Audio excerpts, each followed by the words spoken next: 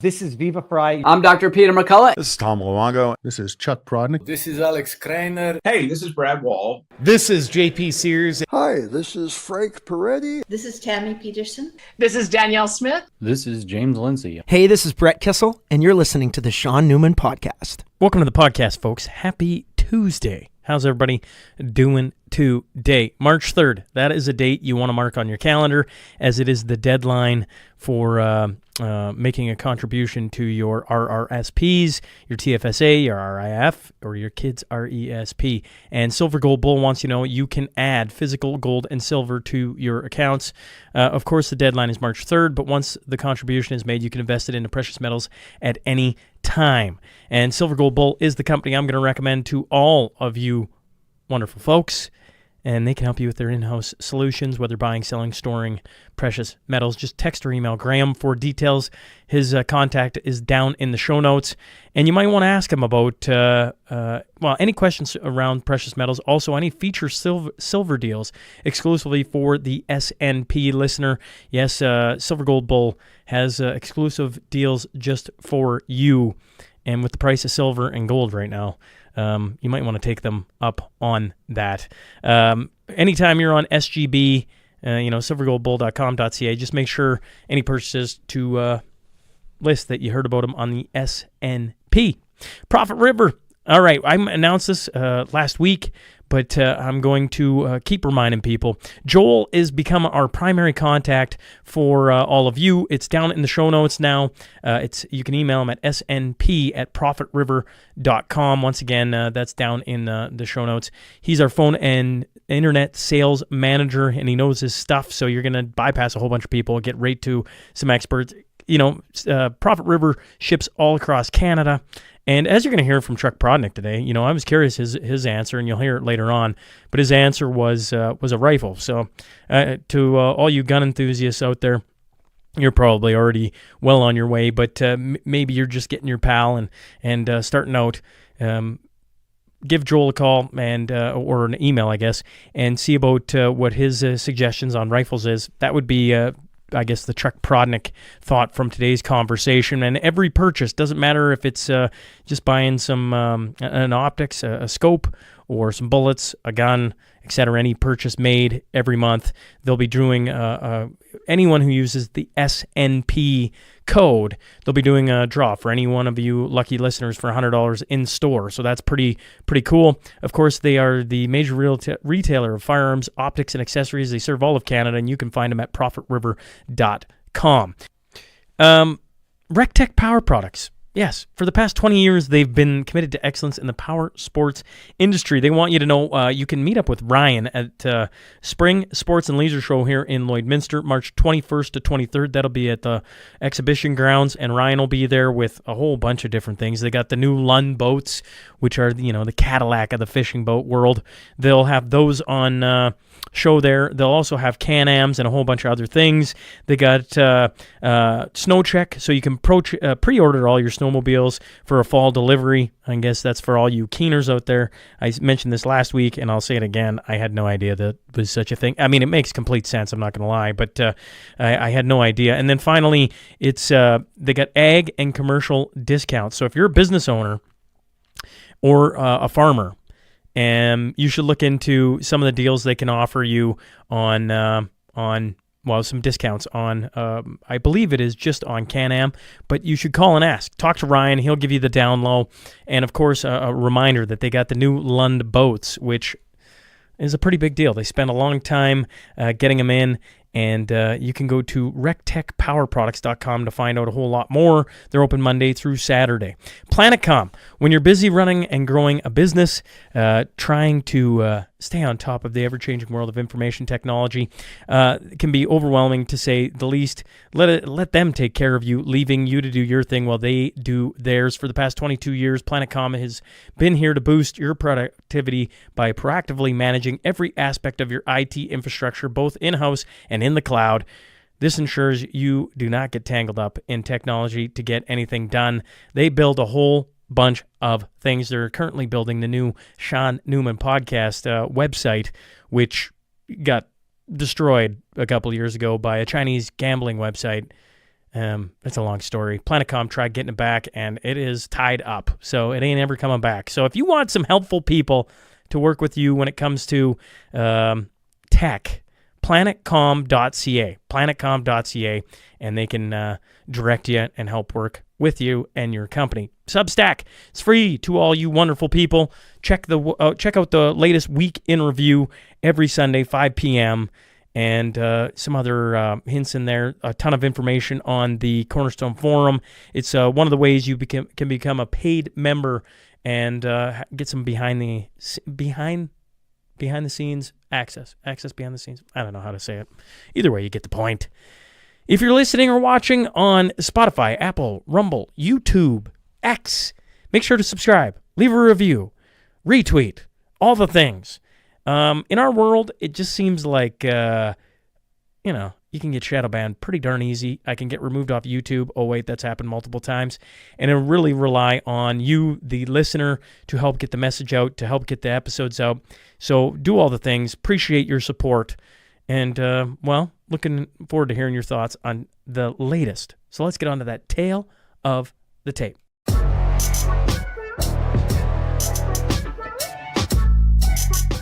He's a retired Canadian military sergeant who served as a member of the Princess Patricia's Canadian Light Infantry. He spent 20-plus years in the Canadian military, completed 4 tours overseas with deployments in Bosnia, Kosovo, and Afghanistan. I'm talking about Chuck Prodonick. So buckle up. Here we go.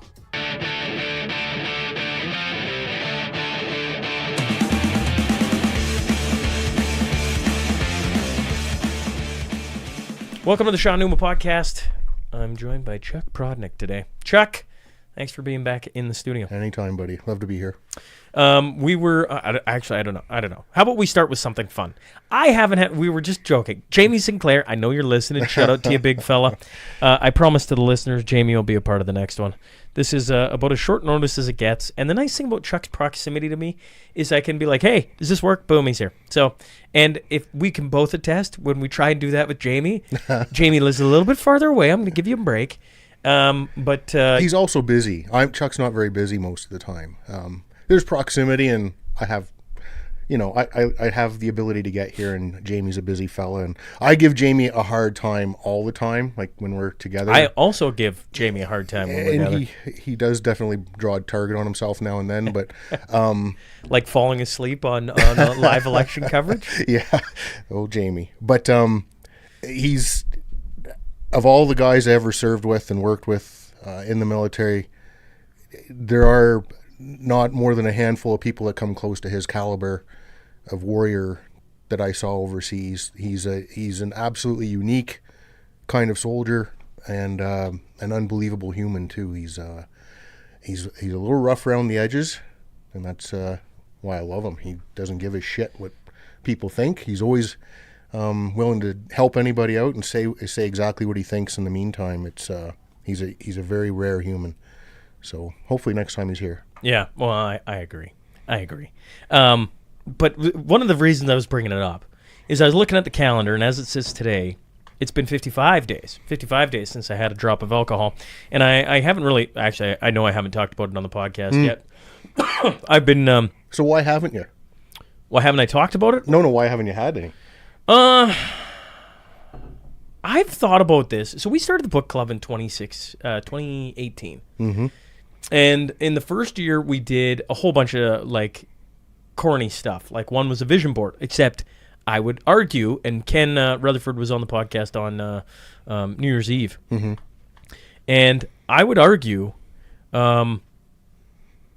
setting your goals is really important. You can call it what you want. We had a vision board, and it not only all came true that could come true in the time frames, but the time frames shrunk. So I want to be full-time. I always think of the full-time podcast. I want to be full-time podcast. I give myself, like 5 years. Let's just go 5 years. Mm-hmm. It's a long enough goal. I'll figure something out by then. 3 years. Yeah. 3 years.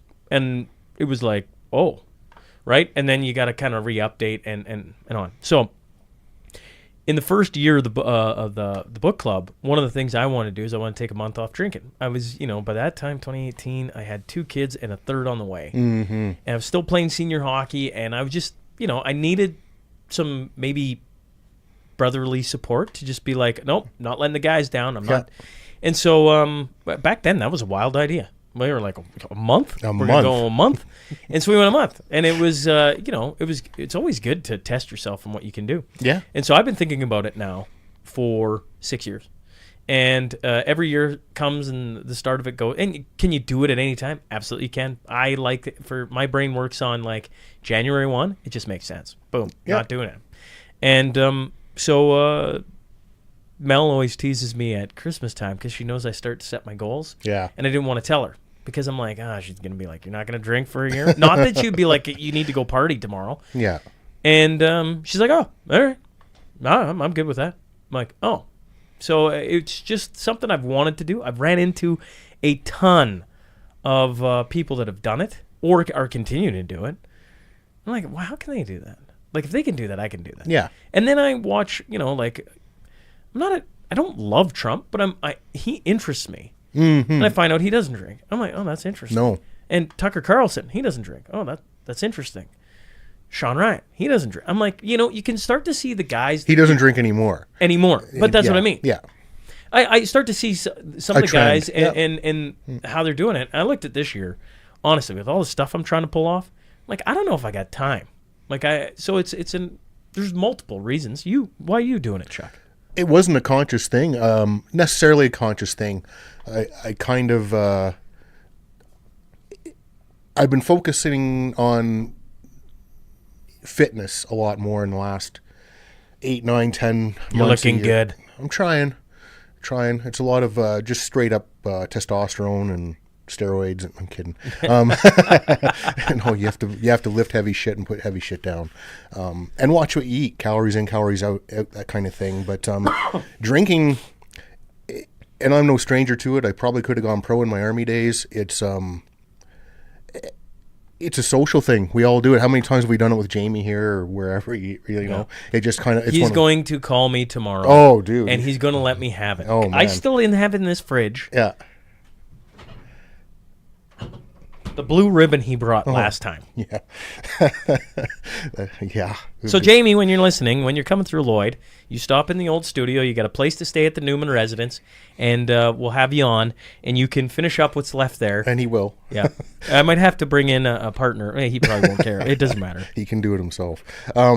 It's just one of those things where you feel it differently, obviously, as you get a little older, and as you're trying to focus on other things. You're focusing on your podcasting and your family stuff, and it's not like either of us were drinking to ruination or anything like that. But I agree with your sentiment. Back in my earlier years, I could have went pro. You could have gone pro. Yeah. You know? And I think everybody kind of has that tipping point somewhere in their life, not just Army guys or hockey players. Anybody who, spent some time partying, you could have probably turned a bad corner, and maybe everybody does a little bit, and you kind of pull back from it, or hope you do.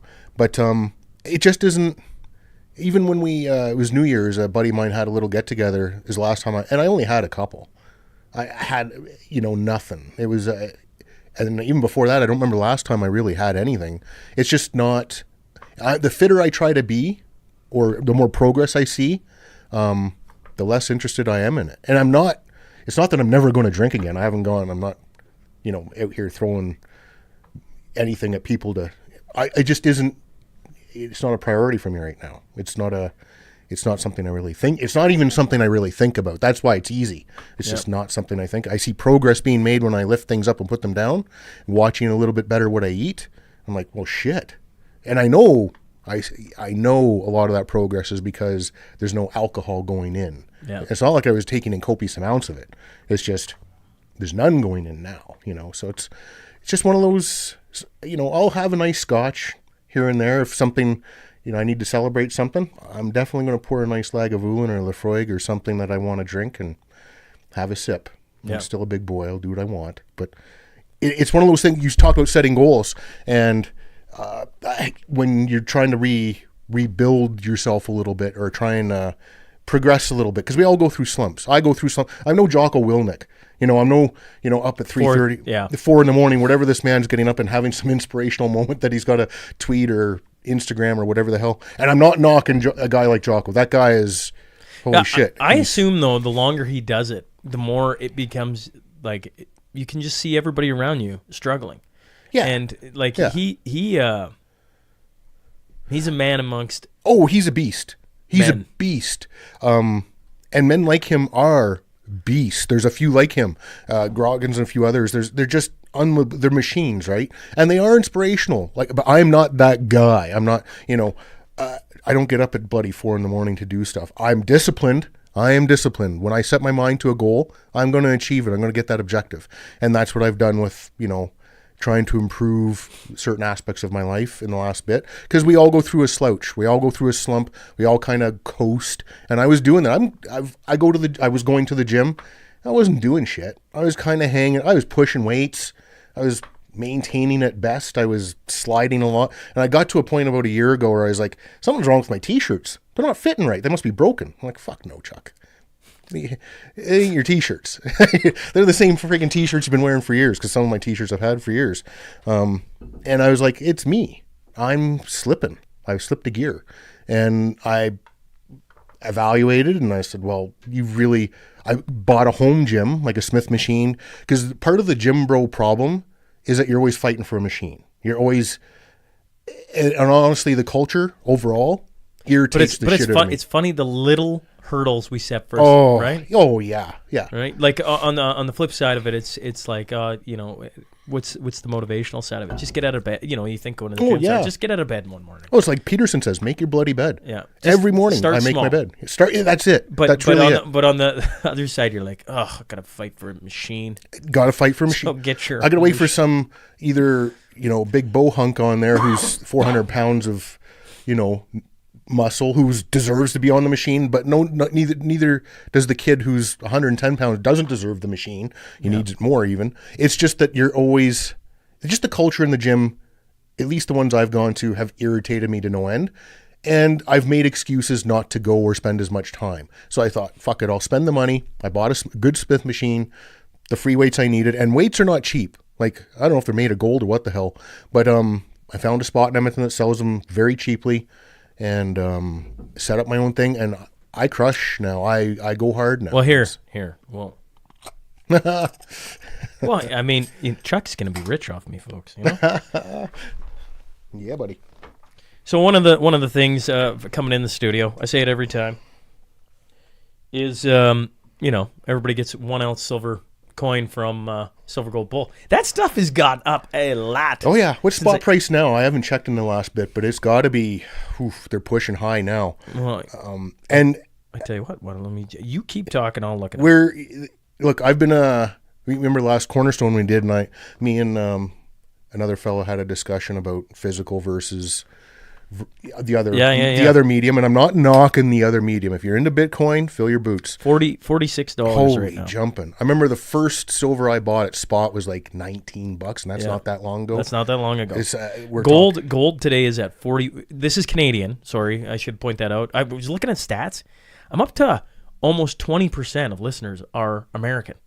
Wow. Think about that. So that's either a ton of Canadians that have left and are still listening, or there's a ton of Americans listening now. I believe both. There's a mix of both, yeah. Anyways, gold's at 4,189 Canadian, and as we're recording this, silver at $46.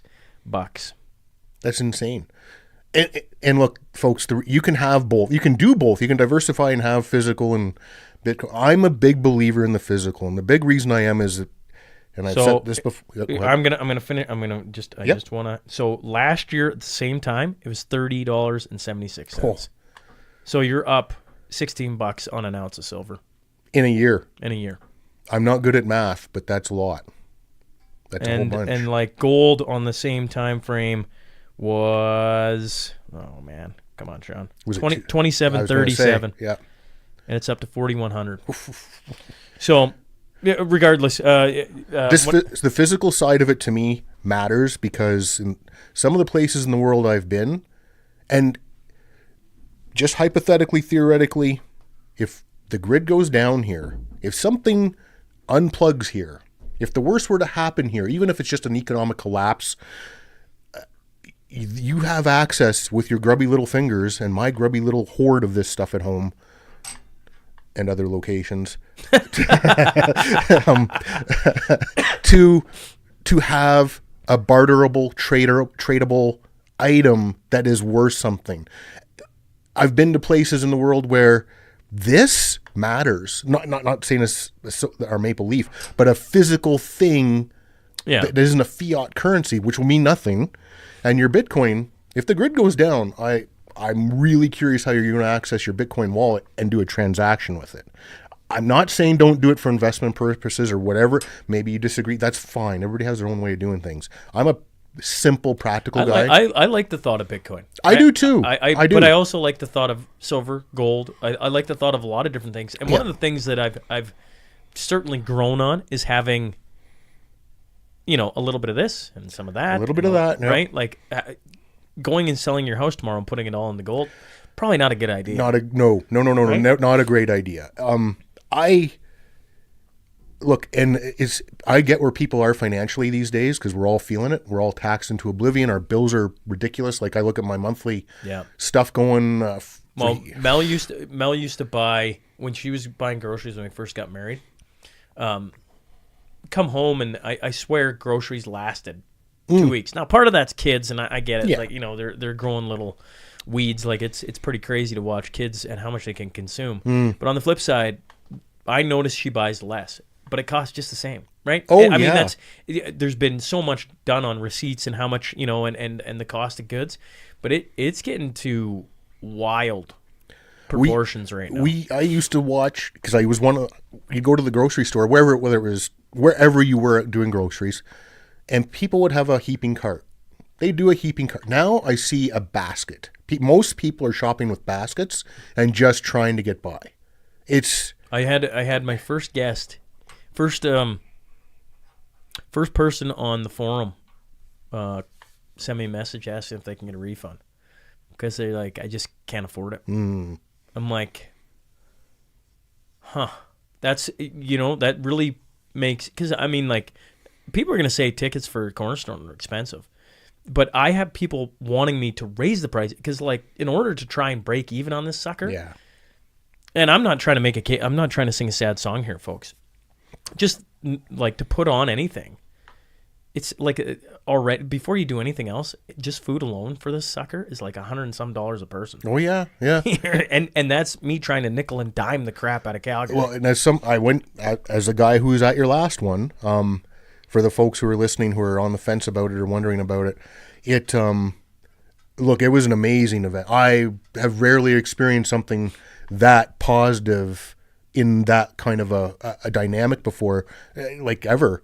And you had guys like, again, Tom Luongo, who I love listening to on anything. The guy he just has a way of approaching any subject where you're like, not only is he informative, he's entertaining too. Like, I like listening to the guy.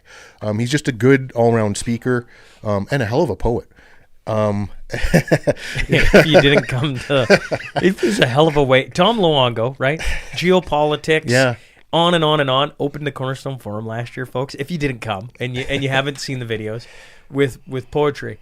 And it was like so fitting. It just set the tempo for the And day. it was good. I'm ribbing on Tom. Yeah, we've been on your show once or twice before when Trump got shot and all that stuff. And I love talking to the guy. I love listening to the guy. He's just if I could pick his brain for days, I would. Just because. But you had other amazing guests. The fellow from I'm horrible with names.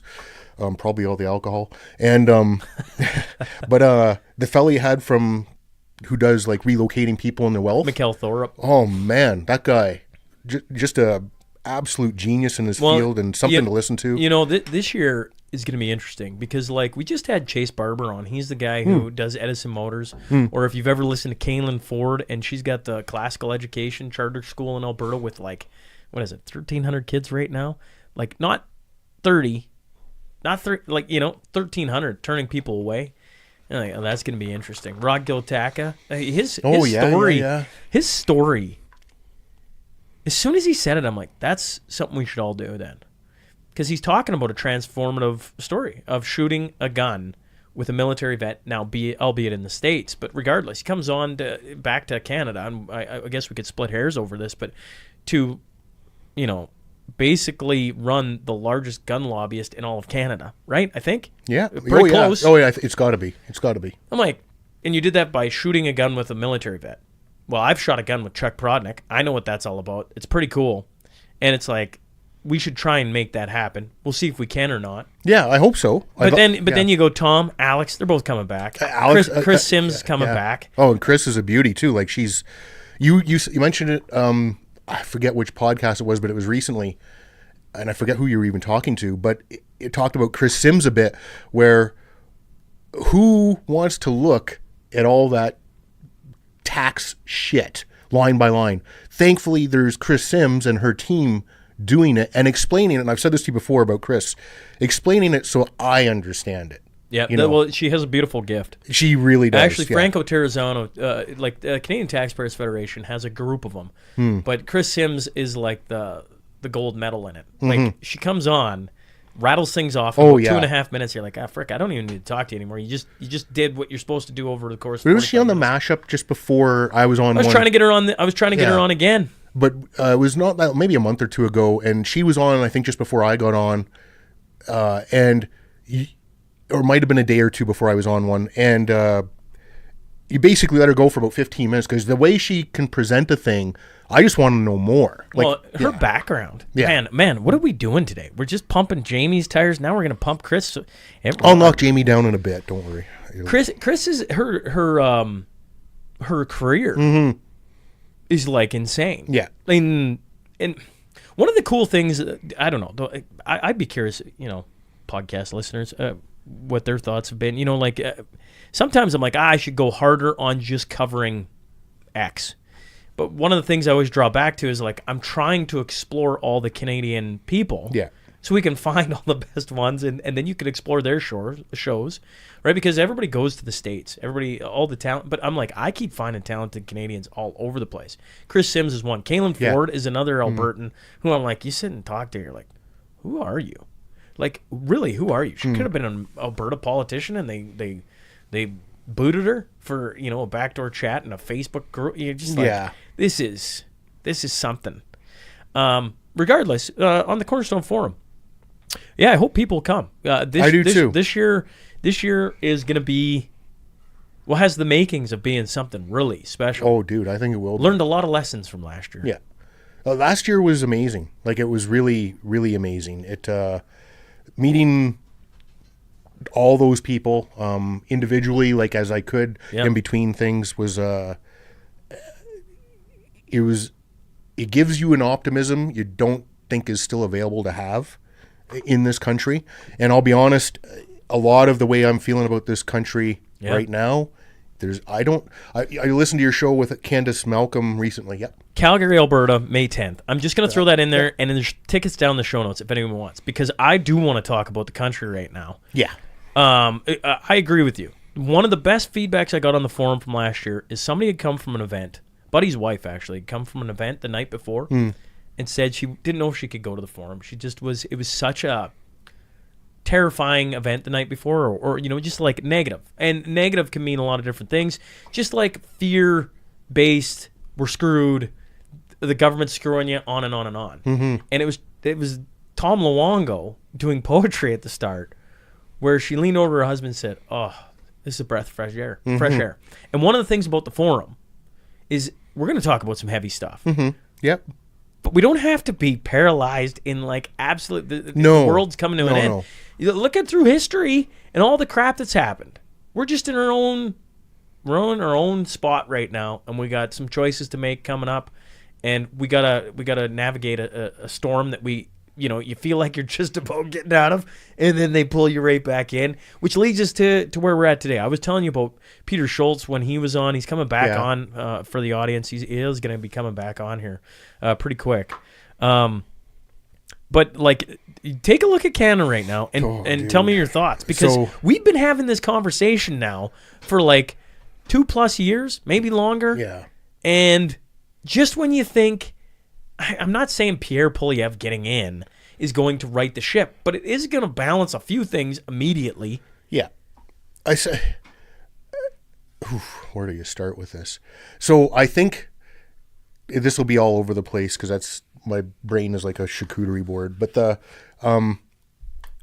probably alcohol related. But the Canada's identity focuses around some emergency or other. That's just what it does. We don't really, and I'm going to take a hit for this, but if you can explain what our Canadian identity is out there, listener, sure, go ahead, tweet me or whatever.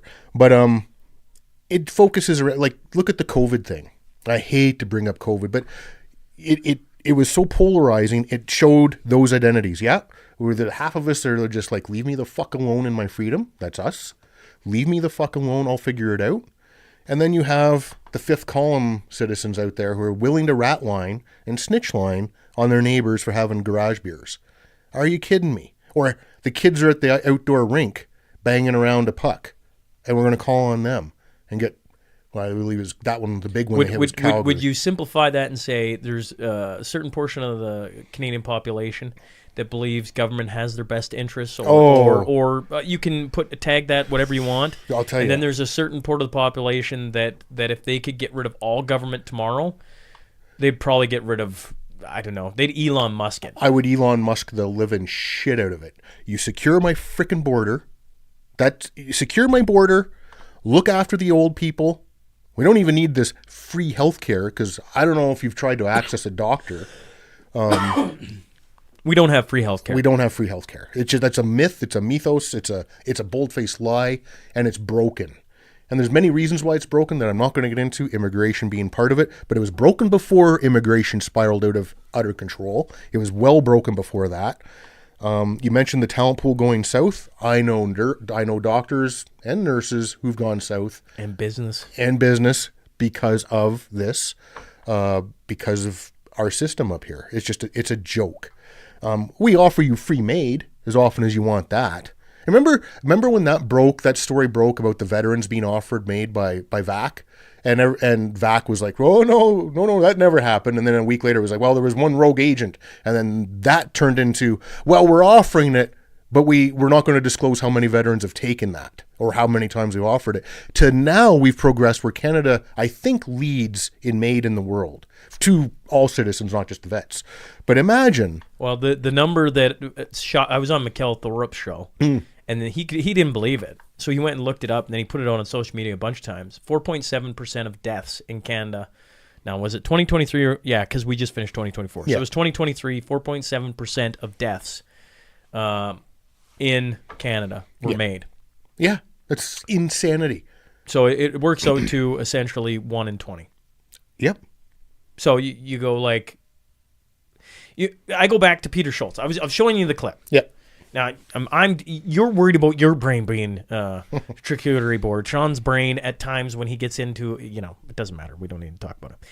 Peter Schultz, okay? He talks about his father coming back from leaving Eastern Germany, and the listener, I had such amazing feedback on it, and I already knew it when the episode finished. I'm like, this guy needs to come back on. Like, I got to figure out if he's legit or not, essentially. Yeah. But all the things he said, I'm like, this is fascinating. Well, he's already been back on. He was on last mashup, talking about the high-speed rail from Quebec City to Toronto. Regardless, he gets talking about his father, and why it just has absolutely sat in my brain is because it was like 3 days before, maybe less. We were talking about, like how much do the ears actually have? How much do the walls actually have ears? Sorry. And like how you being a little bit paranoid, et cetera, et cetera. And then a bunch of things start coming out on the RCMP and the tech they have of listening to us citizens. And you're like, well, if they were doing it on criminals, you'd think we would have a bit safer society, right? Yeah, I know. Right. And then walk in Peter Schultz. And, he basically says at the start of the interview, oh, my father came from Eastern Germany before the wall went up. And I'm like, did he talk about it? He's like, oh, yeah. Okay, what did he tell you? And he has a bunch of things, I'm like, well, how do you know when the signs are, because we're trying to look, we're not East Germany, guys. We're not. Right? We're free. I can walk out my door today. I'm not getting arrested and everything. But what he talks about was because of being a part of the protest against the government back in the 1950s, his parents told his father, listen, it doesn't matter if it's a day later, 6 days later, 6 months, 6 years, 10 years. Eventually, they're going to come at 2 a.m, knock on your door, put a bag over your head. They took pictures of everybody who was there, and they hauled him off. Okay? So he comes to Alberta, fleeing that, and this walks into Peter talking about, one of the signs is when you start to think the walls have ears. Yeah. Like you're starting to even self. Well, how many of us have Faraday bags? And part of it is just tracking. Part of it is you've already noticed. This isn't shocking. No. You mentioned silver gold bull. Nice and not nefarious. How many times does your phone start prompting silver gold bull? Yeah. All the time. Like not sometimes, all the time. Mention, just go down the list, and everybody's going to have their story, and I'm going to get a bunch of texts about it. So you already know the phone has ears, which is our version of the wall. And you already know the RCMP is using that, not for nefarious reasons, though. Just to protect. Us. Right, so we're in this spot now of Canada where you're like, I thought we were getting Pierre Poilievre.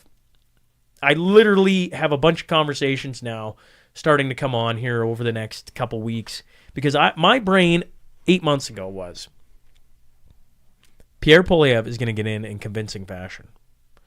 I was hoping it was going to be sooner, but Singh just kept dragging his feet and then, and on and on. And I thought, okay, they're going to have a leadership race and it's going to be Freeland, but nobody's going to vote for Freeland, right? No. And then Carney entered and I'm like, why is Carney entering? There's no way he can.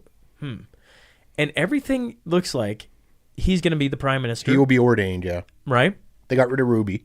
Right. So it's down to Freeland, Carney, and Gold.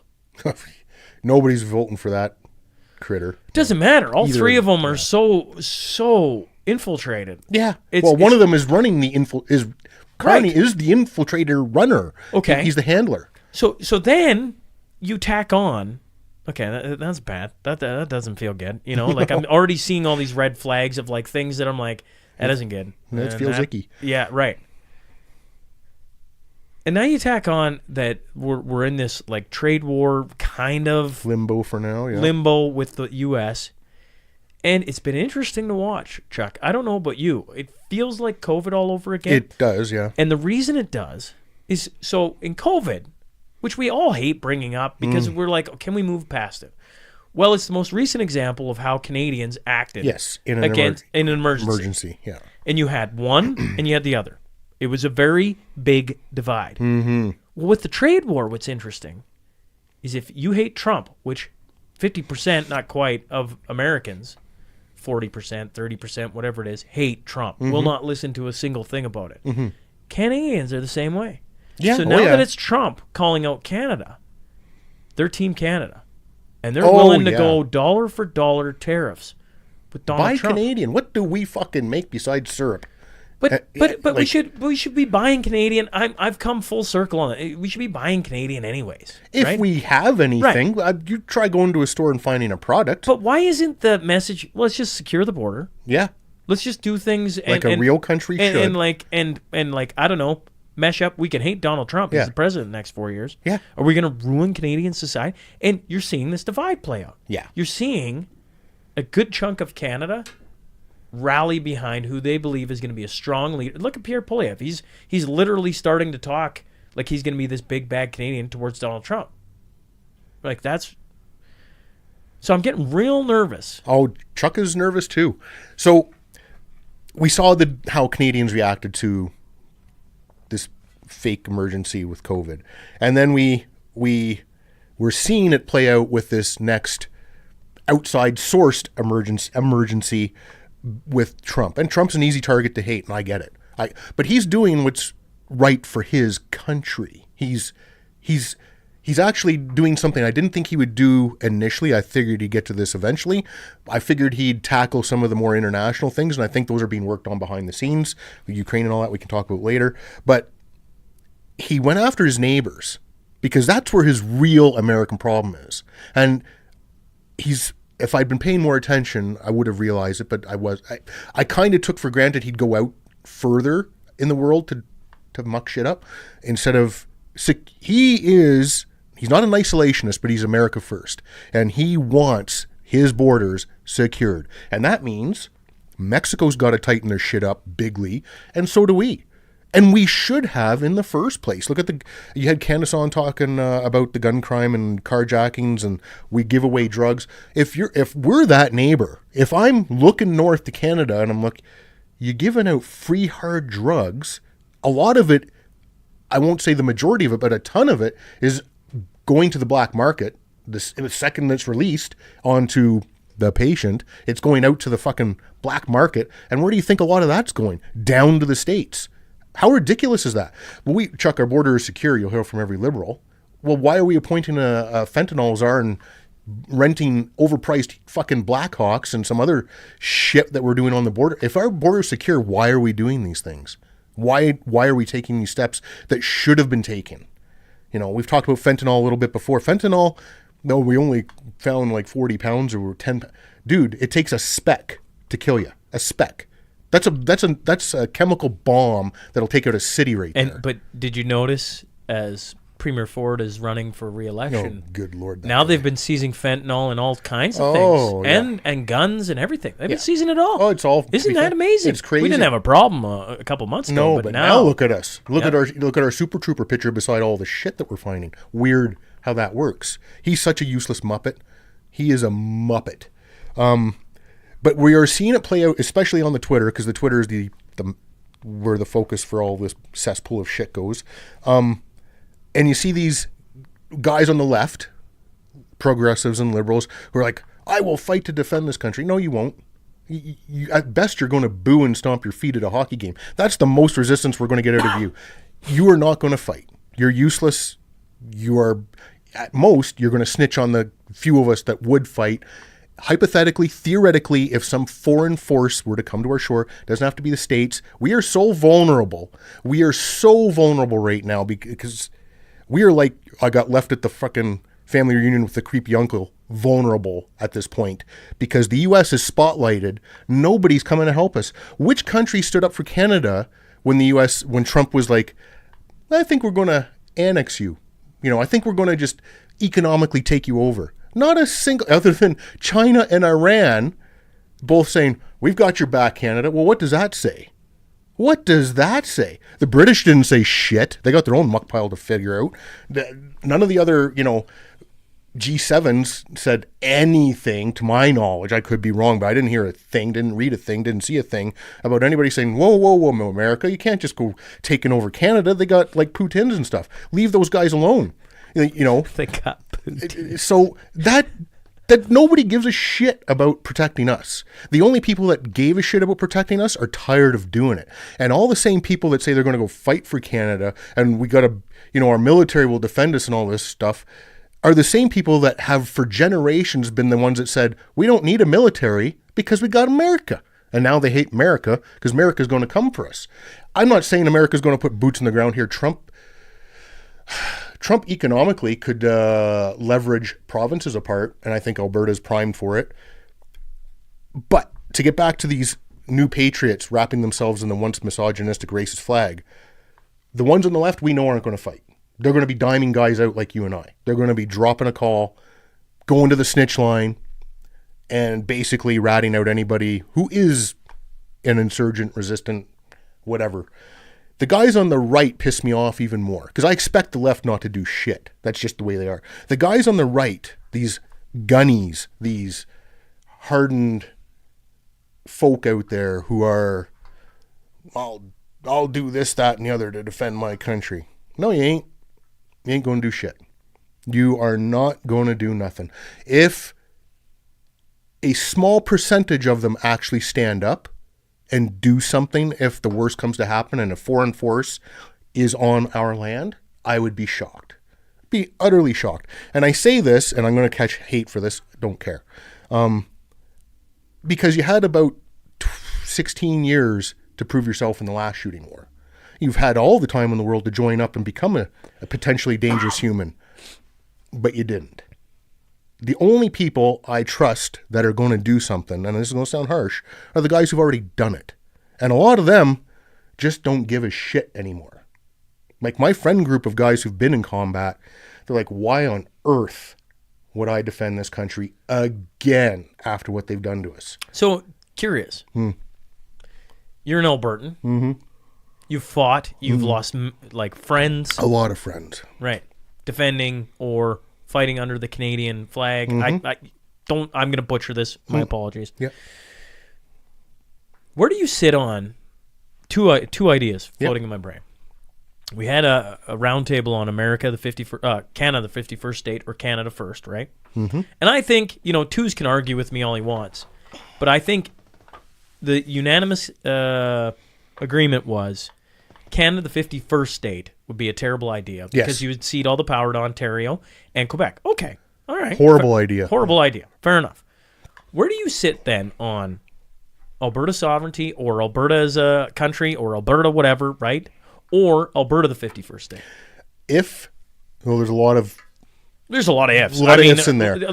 Chuck's mind goes to, if Danielle Smith is halfway savvy, and she's not a stupid woman at all, she will leverage this moment to get Alberta the fuck out of Confederation. And I can hear the out there already. I can hear you. I get over it.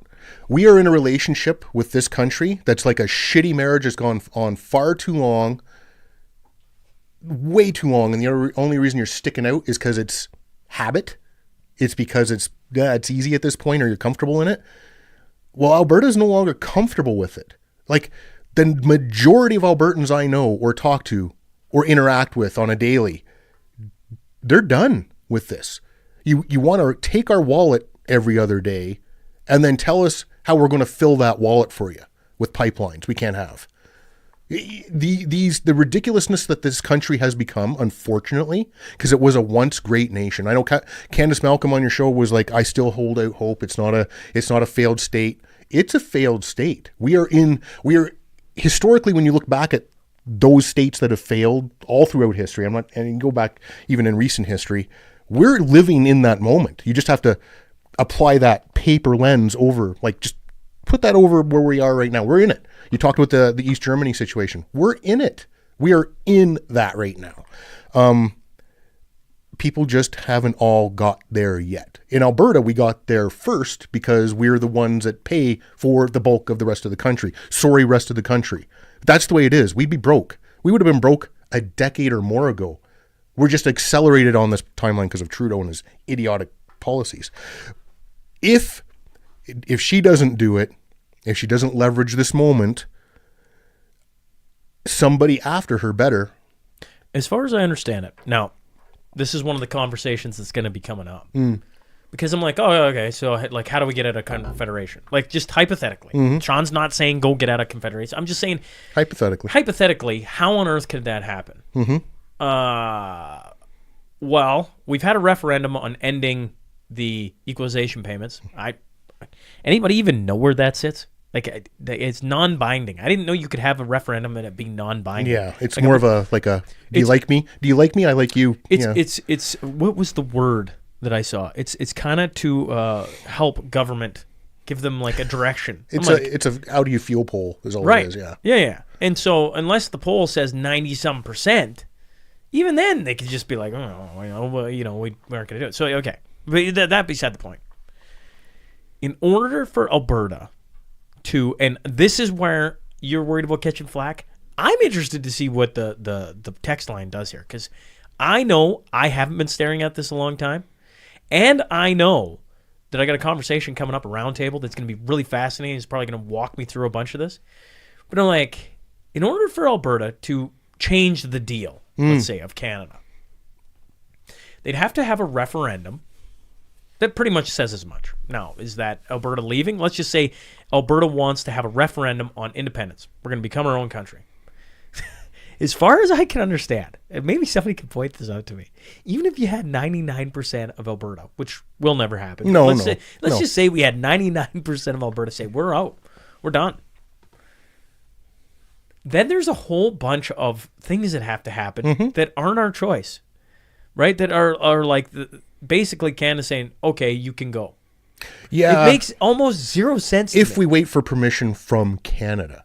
The generally, historically, around the world, we're not going to get permission from Canada. We fund Canada. Right. Especially the eastern, everything east of Ontario, especially Quebec, but all the little It'd be like provinces out there that I have always hear nothing. the abusive relationship thing. It's like a married woman getting just beat on, and then her going to the beater and being like, "I'm going to leave you. Is that okay?" Yeah, essentially that's what it is. You're expecting them to be like, "Oh yeah, okay, see you later." No, No. probably catch No, another we would beating. just have to leave and they'd have to deal with it. And it would be messy. Okay. No, well, then my next question goes, Chuck, nobody's just leave. Like, we are we there yet? Do we have that? We are closer to their. Trump has done something. He's highlighted how close we are to it. I'll tell you that. Because there are, you can talk about the percentage of people that hate Trump in Canada and the States, and it's not a small number. But there is a contingent that is also not a fringe contingent that gets Trump and kind of. And when you narrow it to Alberta, It's I would say large. that number is large. A lot of my friends, not veteran friends, I mean normal friends, when they talk about this Trump thing, they're like, why wouldn't I want to be the 51st state? We get First Amendment, we get Second Amendment carry. You know, we're going to be the next Montana if we're in Alberta. We're laughing. Dude, we're laughing. We just have to cut off everybody else from the teat out east, and then we're laughing. We are an economic powerhouse unto ourselves. We could be selling to Germany. We could be selling to South Korea, Japan. Europe at large needs our oil just because of the whole Russian-Ukraine thing. And what we do? No. So we'd be a powerhouse unto ourselves. some of the conversations that are coming, I got to give credit. I wish. Did you listen to? I actually was Jamie. I wish you were sitting here today. Did you listen to Peterson's thing about a couple weeks ago? He did about a 20-minute video where he said, Canada better make a sweet deal for Alberta to stay. At this point, it's up to Canada to convince Albertans to stay, not for us to explain why we're leaving. And it was really well. It was Peterson well done. Better than I can explain. I'm not going to bother you in trying to interpret or paraphrase it because it would not do it justice. But essentially, he laid out the grounds for Canada better sweeten the pot for Alberta. They fund everything, whether you want to admit it or not, out there east, sitting on there sipping your syrup in the Laurentian somewhere. You're some province that has nothing except our money funding you. You know, that needs to happen. Or yeah, if Jamie Sinclair said this to me in the middle of COVID, it might have been on a podcast. Might have been. I can't remember. But back then he said we have a problem. And the problem is Eastern Canada doesn't think like Western Canada. Now you can draw lines wherever you want, but just imagine a line between two parts of Canada, where that line hits. I don't know. I don't care. I mean, like, you're just talking about two different ways of life. And he had told me back then, and it's interesting because I just had a conversation with another person yesterday. When you go economics, there's highs and lows. There's cycles of like people get upset when we're not making money, and people get complacent when we are, right? So when pain's at a high, it's because everybody's being taxed to oblivion. Yeah. Jobs are being taken away, et cetera, et cetera, et cetera. And so you're making an argument, or you're making a choice from a bit of like, what's the word I'm looking for? Desperation. Yeah.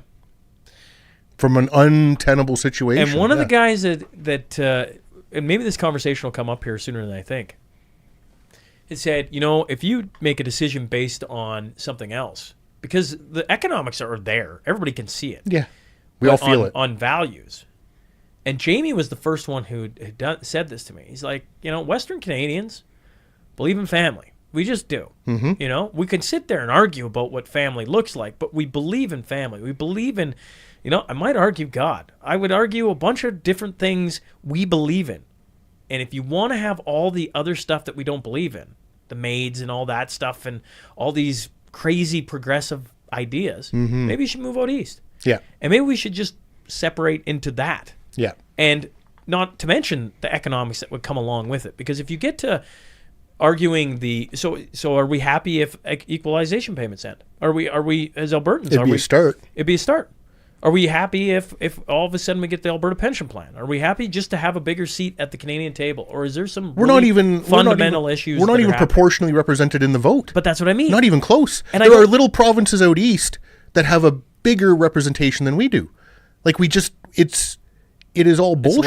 It's laughable. And it's so on the face of it laughable. But my question then becomes, So they start giving you this. Are we all happy? Yeah. Or is it time to realize the way Canada's going, the carnies of the world are trying to take us, and whether it's now or in 20 years? They're never going to give us the things that Peterson laid out or that we require. They're never going to stop equalization, because then where's that money come from? We have no other industry. What are we going to, the dairy cartel? The syrup cartel? Are you kidding me? No. We're not getting shit from that. What do we export beyond our oil to one customer that we very brilliantly are going to tariff dollar for dollar? Who is thinking this shit up? Great mind. Like, and then I loved on Twitter, there were people like, we'll just turn the gas off to the States. Well, do they not know the pipelines that run through certain... Enbridge 5. Yeah, they're the ones that run through the certain states to get out east. You know what? Fuck them. I'm all for it. Turn those off, because the fuckers out east will freeze. Like, I just... My problem, my issue, well, I don't know. Maybe I'm wrong on this, but I have people... I've been across this country. I know you have too. Mm-hmm. There's wonderful people everywhere. Yeah. I'm being hard on the East. I do because they keep electing governments. Because they keep electing Muppets. Yeah. Right. And I don't fully understand not living out there. I just understand Alberta. And I'm like, at this point, I'm like, I never thought. You know, it's funny. I was sitting there on the round table, episode 800, and for whatever reason, the hundreds, when you hit 200, 300, episode 400, etc., they kind of signal where I'm at in my brain. And so maybe you didn't listen to it, but we had an episode, once again, on Canada First versus Canada 51st State.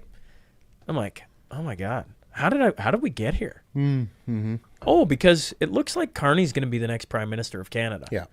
And he's literally saying what we need is an elitist globalist.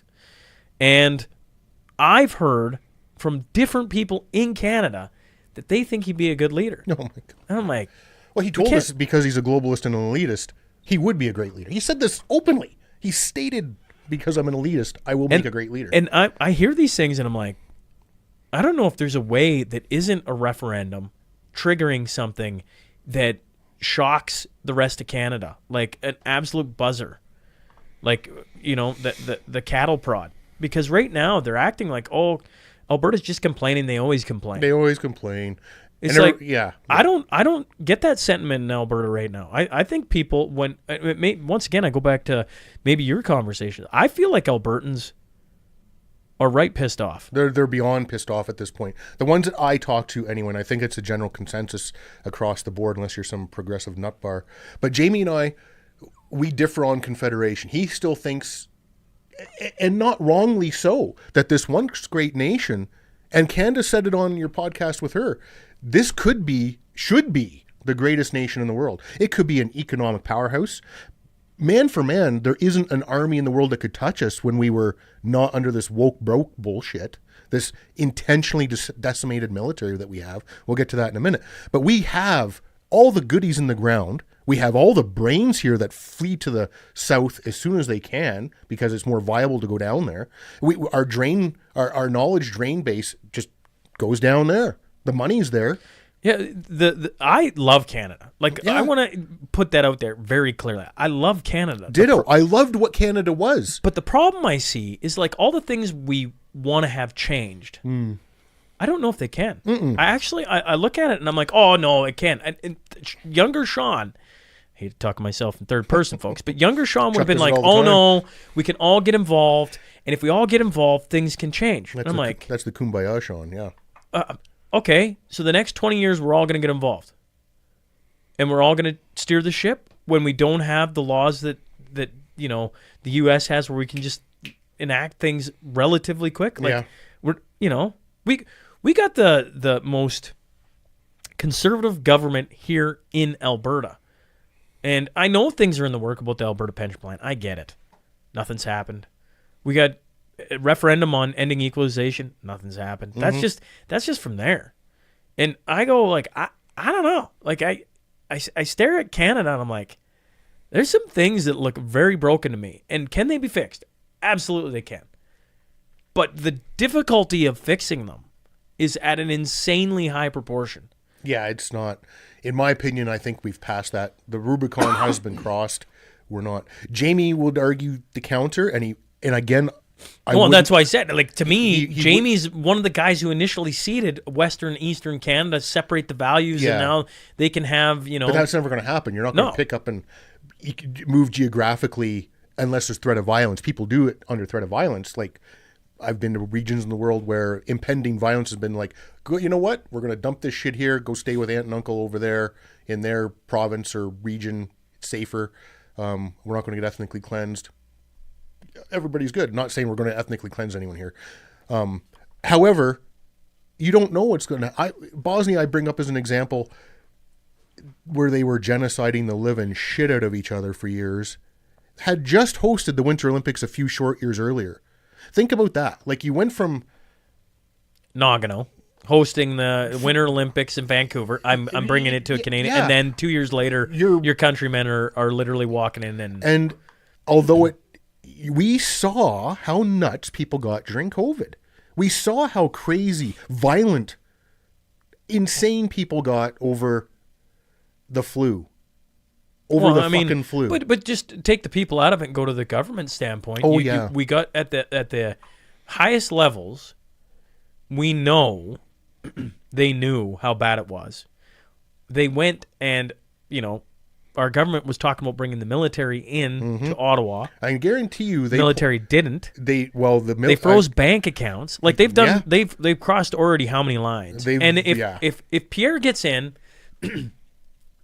we can all have our thoughts on Pierre, but it is going to change things immediately. If Carney gets in, it's going to accelerate. Yes. Yeah, it will. Now, my optimism for the nation as a nation is at an all-time low. And I get this argument from people all the time who will message me or tweet me or text me or call me or whatever and be like, well, dude, you fought for this country. This country's the great... No, this country was... It was something I valued enough that I did go to war a few times. I did unspeakable things a lot of times. I lost a lot of my best friends because we thought this was something worth fighting for. I didn't do a lot of changing. I'm still a simple shithead asshole I've always been. This country has changed. What was once, and Candace mentioned it as well, the country she grew up in, and she's younger than me, she's probably closer to your age, is not the same country where the cops are telling you in Toronto... It's wild, Chuck, it's wild to me. Because I wanted to bounce this off you, because I'm like, you've literally... how many years did you serve in the military, Canadian military? Just about 21. Okay, so almost 21 years in.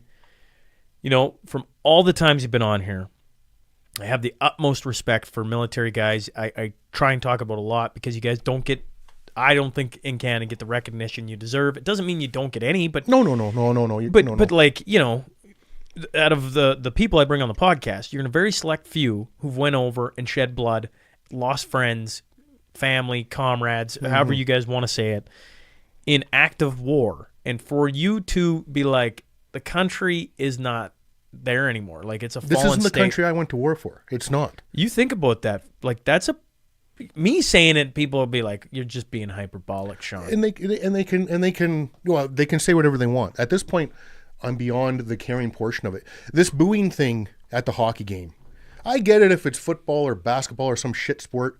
Go ahead and hockey fans booed. This is some next level disrespect. This is the least classiest thing I've seen in Canada in a very long time, and that's saying something.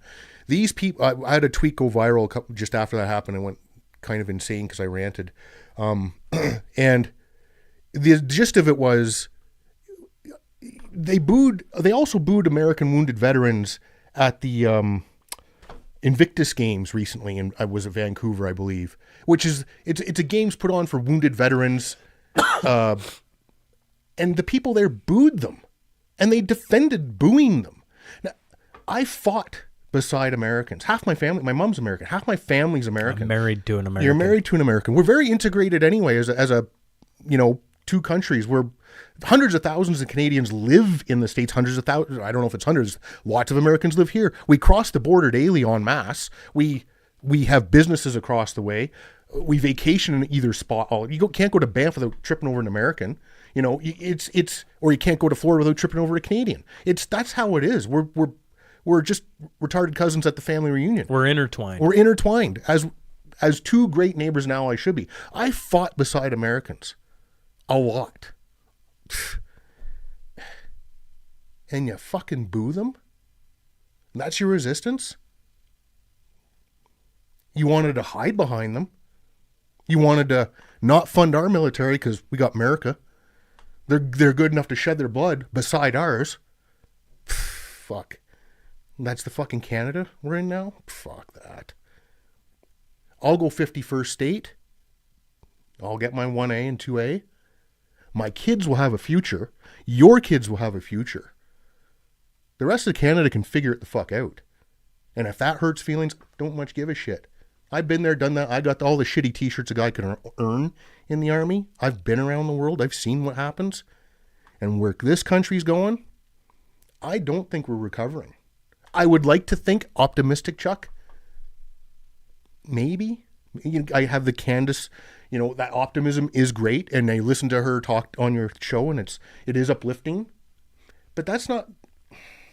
If Polyev gets in, realistically, I'm not saying he's uniparty, he's all one, there's one party, although there's a little bit of a one party thing going on. He's going to fix some shit. But he's not Trump. He's not going to slash and burn. He's not going to upset the apple cart. He's not going to root out all the evil that's there. He is a political, he's a product of the political system. I do think he's a little bit,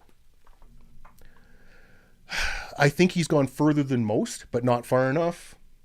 He's poll testing a lot of his stuff that he says. He's greasing that inner wheel a little bit. He's kind of holding that middle line a little bit too much. He won't speak about certain things. Not unless they're really poll tested or in a really select audience. That's not going to fix this nation. It's not going to fix shit. He's going to continue equalization, from what I understand. He might defund CBC. He better, because he said You're talking Pierre now. Yeah. He better defund CBC.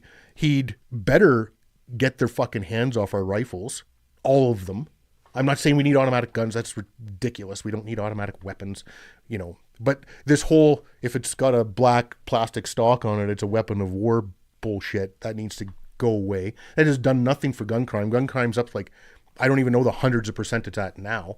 And the bulk of that is all smuggled in from the U.S. because guess what? We don't have a secure border like a real country should.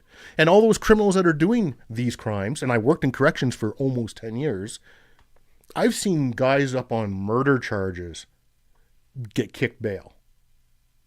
And not their first time murder or their first crime, but like an extensive history. Yeah, you had Tamara Litch and the convoy people, the Coots 4, rotting in jail because they pissed the government off. Give me a break. This is the country we went and fought for? No. The idea of the country we fought for even a generation ago when we did it was something different. There was still a hope. There was still a future for our kids. That, to me, if I'm going to fight for something, and that's what I believed I was fighting for then, and we said it in those interviews in the documentary. Ben said it, I said it, we all said it, for our kids. Well, there's no future for our kids. They'll never own a home. Doesn't matter what their bank account looks like, they're never owning a home. Not under this decline that we're in right now. Jeez, I ain't poor by any stretch. I do pretty good. And I'll tell you what, buying a home in this last market we were just in, holy shit. It took some doing. It's no wonder people are leaving or looking at leaving. When that fella you had, I can't remember his name. That was McKelthorpe. People, at first I was kind of I've considered it, especially with the COVID stuff. I considered leaving Canada. I've got family in the States. I've got friends around the world. I could go bum a fucking chunk of land off of, build my own stuff. This guy, he was a busy customer after his speech. You know what? I don't know how many people took him up on doing it, but I'll tell you what. Because I hear about it lots. He was a busy man. Mikkel's got his conference coming up here in March. And then I've had several people reach out asking if I'm going because Mikkel's offered it to me to come. And I'm kind of dragging my feet a bit. He's a I don't know smart if you, but I don't know if you've noticed everything that's been going on with planes lately. Oh, yeah. You know, if I may just direct you for a second, because I got all the time in the world for what Chuck's saying, folks. If you've never read the book Atlas Shrugged, you really should. Now, I will forewarn you, it is like, if you're reading the Audible book, it's like, I can't remember, is it 30 hours long? So you just give you an idea how thick the book is. But what happens towards the end of the book, now, it's all about trains. Nothing's on time. Things are being destroyed. Blah, blah, blah, blah, blah. The industry is just falling apart. And when I watch planes right now, and I was just in a dressing room last night listening to guys coming back from holidays and everything. We just had a week off with the kids. So people went to Mexico and Toronto and all over. Delays, on and on. And I'm like, just another little, maybe I'm wrong. Maybe I'm wrong. But I mean, Toronto just had a plane land upside down. Yeah. And they blamed it on, no, I'm sitting talking with my mom. Sorry, Mom. I'm sitting there talking. She's like, yeah, I guess it was the conditions, you know, the wind was bad. And I'm sorry, I'm making her sound like she's dumb. She's not. She's sharp. She was just repeating what the news said. It was weather conditions, big wind gusts, and the tarmac was covered in snow. But if you've done any digging on that, both those things don't sound like they're true. I've talked to enough pilots. My father had his pilot license, and as soon as I said it, Mom said, actually, me and Dad were talking about it, and that's exactly what he said. Oh, it looks like they didn't put their nose up when they came in to land, right? I don't know a whole lot about planes. I don't have my pilot's license. I don't know any about that. But when enough people from that line of thinking who have flown a lot are like, oh, they came in way too hot. You're like, okay, so that is what? Inexperienced? I would just argue, like immediately not knowing anything else. And that's in Toronto now. Yeah. So, like, I've had... I guess I should say this. Rebecca Koffler is not coming to Calgary. Why? She's nervous about...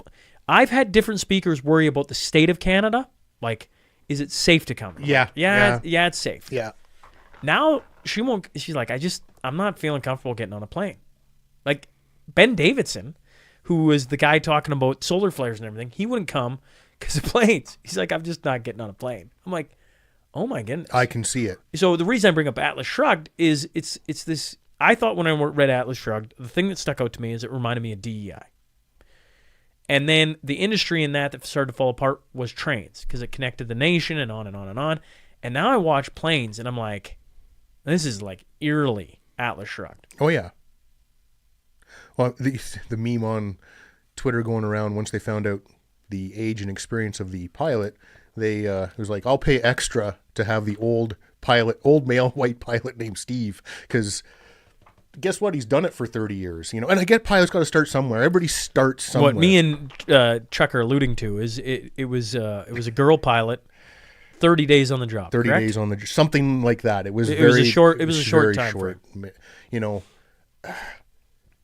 everybody starts somewhere. And does that mean a woman can't be a pilot? No, that's not what we're saying, you jackasses. No. And I don't even. There's at least 2 or 3. I know the audience doesn't think that, but I could hear somebody going, I know. "Are you trying to say that?" No.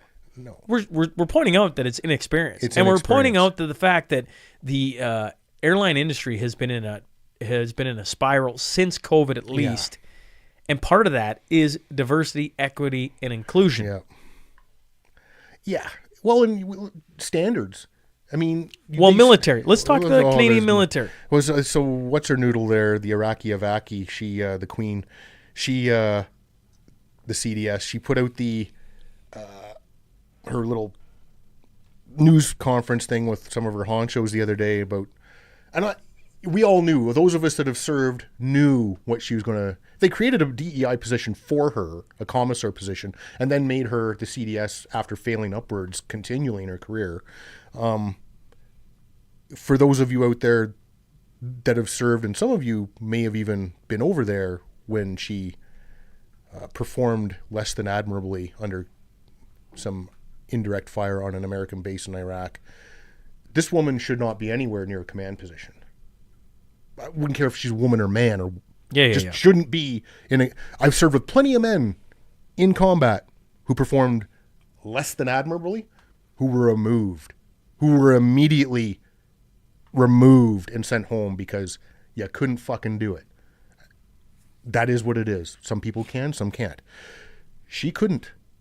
And when it's a troop, when it's just some regular troop, that's bad enough. When you're in a command position, people die.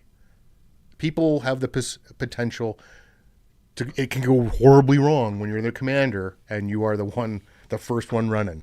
Not good, really bad. Well, she puts out this press conference where they lay out as a group these lowered standards for health, lowered standards for mental cognizance, basically. You don't have to be a Canadian citizen to join now. You just have to be permanent resident. And this is, the physical standards have already been dropped. Like they're just well, we know that male obesity in the Canadian military is 72%. 72%. It's unfathomable to me. Now, we weren't always the most gentle people in Jamie and I's time in our infantry battalion. We weren't bullies by any stretch, but if we had some fat guy or some guy on the way to becoming the fat guy, how long do you think that lasted? Because it doesn't last. It didn't last back then. Like, fat guy, do something. Just eat less, run more, lift heavier, or we're going to beast you. We would just beast somebody into being better, or beast them out of the military. And that's just how it went. You can't fight when you're fat. You can't haul 85 pounds of weaponry and gear on your back in 50-degree weather and chase shitheads around the mountains when you're fat, or when you have asthma, or when you have any other of these underlying conditions, which are, we'll let you in. Or what is it, ADHD and all this other shit now. Well, I think everybody in the world claims to have ADHD, so that should negate, I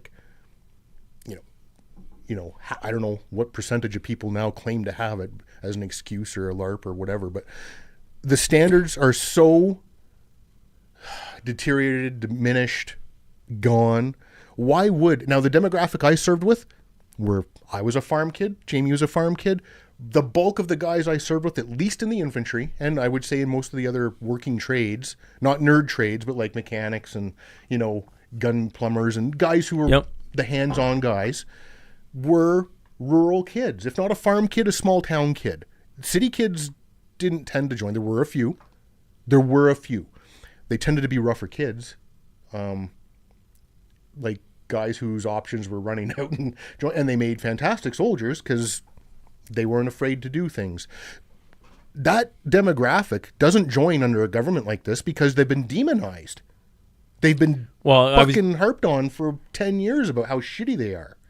Small, I don't know. Maybe I'm wrong on this. Maybe you can adjust how I say it. But the small town kid wants to believe in something. You want to believe in something bigger than yourself. I did. Most of the guys I served with believed in the nation. But when you see tampons in the men's room, it's just a simple thing to point out a greater issue. Yeah. And you come from the farm, you're like, that's a blatant lie. And now you're trying to tell me I'm going to have to go against my moral compass, and there's a lot of things in the military that I'm sure push on you, but like, it's hard enough to motivate yourself and others in a fighting situation to attack this position and potentially die. It's a difficult fucking thing to do. It is really difficult to do that when you don't even believe in the country anymore. And this demographic, I've said this many times, I'm not a choir boy. I'm not a Boy Scout. I can be a righteous, evil person when I have to be. And unfortunately, I'm the asshole you want facing off with their assholes because I'm going to win. I'm going to steamroll right through whoever's in front of me. So is Jamie and so is the other guys like us. If you want the Boy Scouts and the movie Boy Scout version of some war film you've seen, you ain't going to win no wars, I'll tell you that. You're going to get exactly what you have now. You're going to have fat guys who look like shit, painting their nails, long-haired hippies. They look like the fucking Dutch army. Sorry if you were in the Dutch army. But the Dutch army was always our example of, you don't want to look like them. Now we resemble it. We've surpassed our shittiness level. Like we are. Are we going to send guys and gals to Ukraine? That's the next play for them, I think. I'm curious to see if Trump can end this on some level. I don't know if you heard, was it a week ago, 10 days ago, the leaked audio of Macron from France telling Putin in a phone call the Minsk agreements mean nothing. This got very little play in the news. It did hit the news. I didn't see that.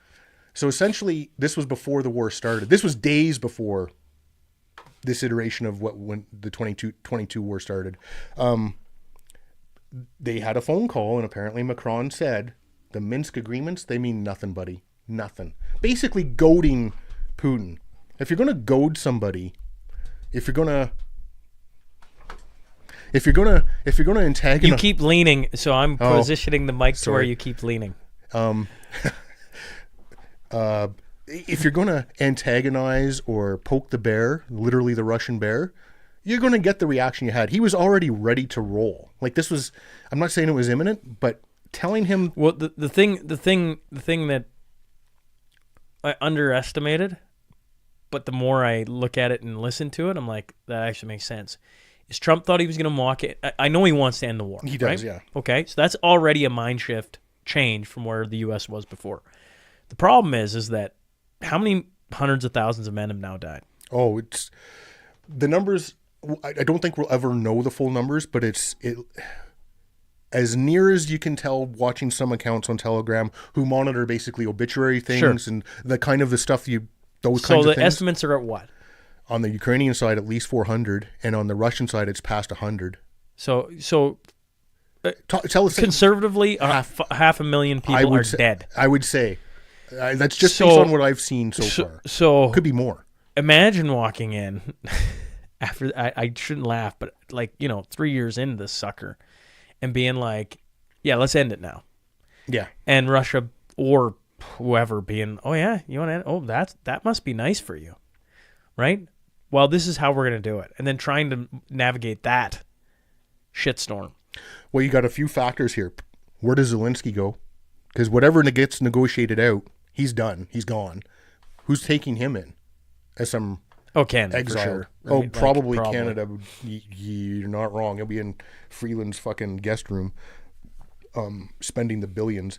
So, old Zelensky, about a minute after Trump got in, said, "We're missing like $100 billion and stuff that we're supposed to have."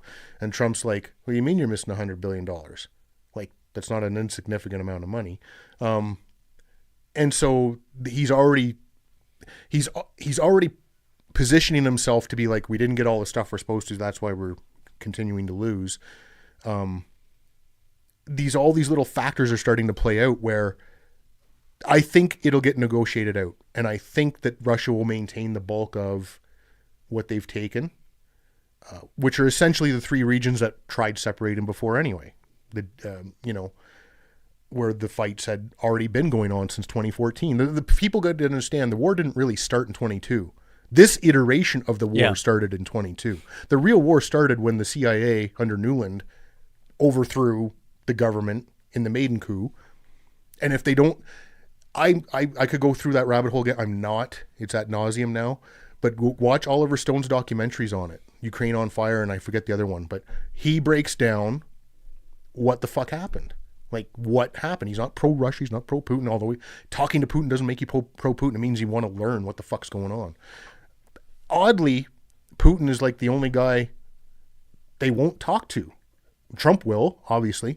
But now you have to worry about the British especially, but Europe at large, trying to sabotage this again. Are they going to send Boris Johnson in to derail?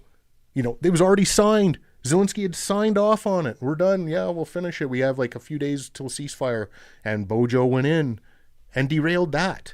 Like, that's on record now. It's not like Chuck's making this. The people can access that. It's there. He went in and derailed what was going to be the end of it. So what are they going to do to derail this? Jamie would argue that if NATO stepped in, we'd win. Chuck doesn't think so. I do not think so. And I'll use my experience again in Afghanistan of working with NATO. There were 3 countries that fought on the regular. The Americans, the British, and us. And there had to have been several dozen NATO countries sitting on CAF, the big airfield, sipping on Timmy's or at the Green Bean or shopping at the PX or walking the boardwalk, having a Burger King or a Subway, because all those stores are there. It's just a city there, big safe city. They didn't go. If we go to war with Russia, you're going to have some little European country with like 6 soldiers, like Estonia, 6 soldiers and like 4 tanks which would probably outdo us at this point. But they're going to be like, we're gonna watch this area here, and then you're going to have other countries be like, well, we're going to watch this area here, because that's what they do. They don't want to go do the fighting part. That'll be left up to what's left of our decrepit army and the Americans who have an army again, or will have an army again. The British army is as decimated as ours, so I don't know what they're going to do. And they were savage fighters, the British and the Americans. Absolutely beauty. They can roll. They can give her. And the problem now with fighting Russia is they've got a 3-year head start in tech and experience. And you take me and Jamie at the beginning of that 06 tour, and we're both 15 years deep, at least in our careers at that point, with tours under our belt. But that was a combat tour. Well, the Jamie and Chuck that started that tour were not the same guys 8 months later with the battle experience we had. These guys have 3 years of it. All the lessons learned that we learned in 8 months trickled, we would try to trickle out to other units going over. Some took it on, some didn't because of unit pride or just fucking dirty Patricias. We're not listening to them. All that jealousy, unit jealousy that happens. The Russians, everything that's a lesson learned, Americans do it very well. They capture a lesson learned, and within like a day, it's being retaught at the training level. This thing is a new concept that the enemy is using. We are going to adjust. The Russians, I don't know that their system is as streamlined. I can tell you it is. In 3 years, it's caught up. They have logistics down so good. To feed the amount of artillery shells that they're firing, their logistics is insane. To feed, clothe, weaponize, and give bullets to the amount of troops they have on the front is insane. And to do it at the scale that they've done it for 3 years should baffle and concern the NATO pundits. They're not running out. They're outproducing what they're using, and they're using a lot. What do we have? All the shit that we gave away, we've not replaced. The Americans will start replacing their stuff now, but I don't think they're in a position where they want to go launching too many more javelins. I just, when we can't get our head around how to, and I shouldn't say our head around, when our leadership of this country can't get our head around. And even if they wanted to, I think there's too many things in place between the provinces and the country as a whole that are just common sense, right? Energy East or whatever, right? Just take your pick on how we could strengthen our country from within by doing things that are good for the nation, right? That would make every province stronger. Certainly, it would bolster Alberta, but Alberta's already bolstered with the energy industry and other things.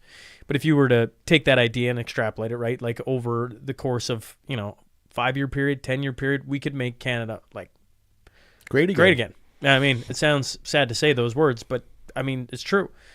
And you look at the Canadian military, it's well, it could happen there too, but you need the leadership in place that wants that. And you're well, we're I don't know. It's a lot of human beings going down the grinder before we ever get to a position where all of a sudden Canada just snaps out of it and we need to start doing this and this and this. I hear all the stories of, and Jamie's been a wealth of knowledge on it, right? But others have too, of Canadian military history and how proud you were to lead I mean, now it's the Leaf. Before that was the Red Ensign, but how ferocious Canadians were. When you think of surviving in this country, they pretty much had to be. You had to be to start, yeah. Especially I'm not saying the Eastern units weren't good, but the Western units, yeah, we were basically pioneers and cowboys. Even the reputation we still have in the Western units out here, it's as the 1st Battalion is basically known as Cowboy, or was known as Cowboy Battalion, because we just did whatever the fuck we wanted to get it done. American and British units, though tough and good, the British were more like us than the Americans were. Americans are very SOP and doctrinally driven, even in a fight. Not saying they weren't effective. I'm just saying they're different style. Whereas we were more, let's get her fucking done. Do you think we're going to send troops over? Under a Liberal government, I do. I fear that we will. And I fear, because I know Trudeau has mentioned it before. He's mentioned it openly before. And you want to believe with the amount of influence that Freeland has, and generally the anti-Russian now I'm not pro-Russian, I'm not anti-Ukrainian. I'm not even anti-war. I don't mind a good war. But we're not going to win. We are not going to win. We are going to fucking lose horribly. And we're going to lose people we don't need to lose by putting them in a place that shouldn't be fighting right now.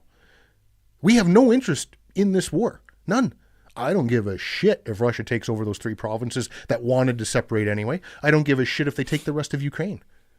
NATO goaded them into doing it. We're reaping what we sow, and we're not strong enough to back up our mouth. NATO is not strong.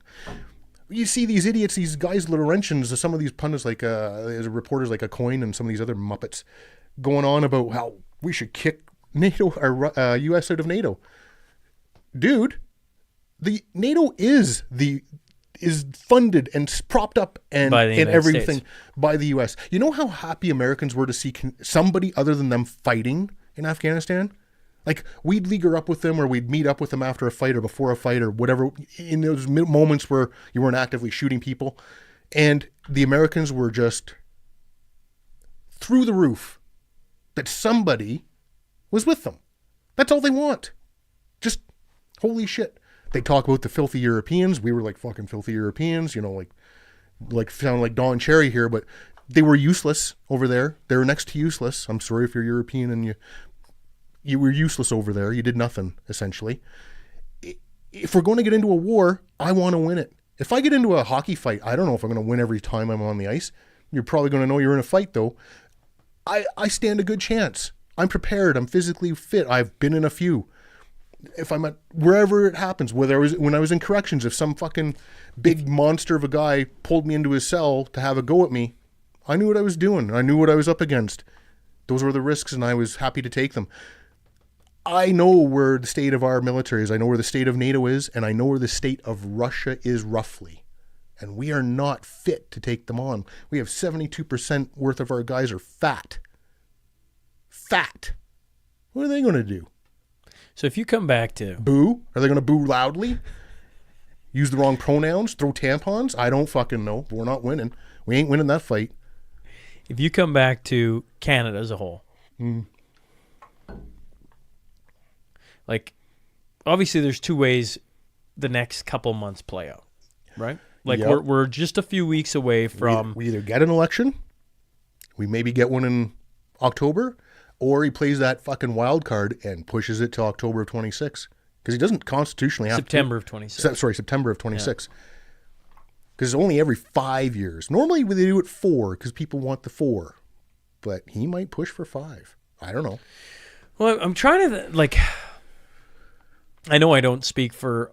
I speak for myself. I don't speak for... Me too. I'm not speaking for all veterans. Or the audience. I'm like, I just know there's a ton of the audience very frustrated, right? Very... we're probably all getting to the same point at the same time. It's like, I thought Pierre was coming in. And in fairness, I know the Uniparty and everything. I just look at it and I go...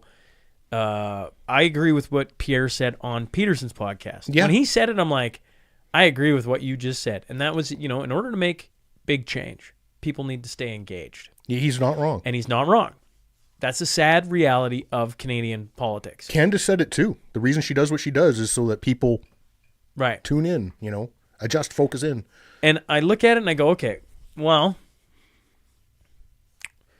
we're down to 3. I don't know why people are so upset about the Ruby thing or anything. Like, we did it in our Conservative Party too, right? We exited out a bunch of leaders. Now, not down to 3, but like that's what these parties do. That shouldn't shock anyone. I don't know why that's shocking. It isn't shocking. It's just, this is standard operation. They have a guy they want to win, maybe 2, and they're going to get it so that the conditions are favorable, if you would, right? Because now if you bought a membership for the Liberal Party, your options are Freeland Gold or Carney. Tell me if you're voting and who you're voting for. I'd be curious. Like, honestly, I'd be very curious. So, to me, it looks like Carney's going to win. I could be wrong. Could be very wrong. He's going to win, yeah. But it looks like Carney's going to win. Yeah. Okay. He becomes prime minister. Once again, this shouldn't shock anyone. I think it's shocking that that's how our government's set up, but I also thought it was shocking when Danielle Smith got to be premier and not be elected in. That's strange to me. That our democracy has a fundamental hole in it. Yeah, like it's a hole. The American way of doing things is so much better than ours. I'm just going to say it. It's just it's got its own flaws. It's got its own flaws. So you come back to Canada, though. I want to stick on Canada here for a second. Okay. So Carney gets in, and then you go, are we having an election in April, beginning of May, like was going to happen if Trudeau had stayed in, right? Singh had said he was going to, no matter what. And then we started to see him waffle a little bit, and I'm like, oh, man. As soon as he waffled a bit, I'm like, how hard would it be for Carney to walk in and say, I'll give you, what do you want? I'll give it to you. I want October. And I don't even have to play the fear-mongering game of September. October, how much damage can be done between here and October? Or can they go head-to-head with Trump, and Trump actually puts on the tariffs? Can you play? I guess what I think I can mirror for a lot of listeners, including myself, is I thought I knew it was coming. I literally, anytime you think that, you probably give yourself a slap across the face, a cold drink, a cold shower, and just wake yourself back up. Because I have no idea, right? Carney could get in for one day. There could be election. Pierre could be in April. Boom, it's done. And we're on this track, and off we go. But everything that's gone on in the last, 3 months, I'm just like, what? No, I didn't see that coming. We are in fairly uncharted territory, really. And Singh's not even a wild card. He's a definite. Well, all his actions to this point would say, if you walked in and said, "Listen, I can get this pushed through for you," he'd be like, "We're staying on." Yeah. I don't know. I got your back, bro. Got your back. He's gonna bro up with Carney. Maybe we'll get an October election coming up. I don't know. So then I go, if you're how sitting much here, no, my question is, and I don't know how to frame this right, but there's going to be people who knew all about the convoy and knew how important it would be to Canada and everything. I was not one of them, so it came out of the blue for me. I remember interviewing Chris Barber and thinking, that's not going to work. I remember having that thought. I was really impressed, though, that if they raised a ton of money, because I thought it was a grift or something along that lines. Yeah. But I was really impressed when he said if they made too much money for the fuel, they were going to donate to veterans. And I was like, wow, okay, you've thought about that. And it's funny, because I've been wrong a lot. We all are, yeah. If I look back on me, I was wrong about that, I'm an idiot here. So I'm just pointing out the fact, folks, Shaun's an idiot. So take this with a grain of salt. What I'm curious about is there something that could happen in Canada similar to a convoy, and I don't mean truckers going to Ottawa. I mean a movement where you're like, this could actually work. No. I think bring it to Alberta then.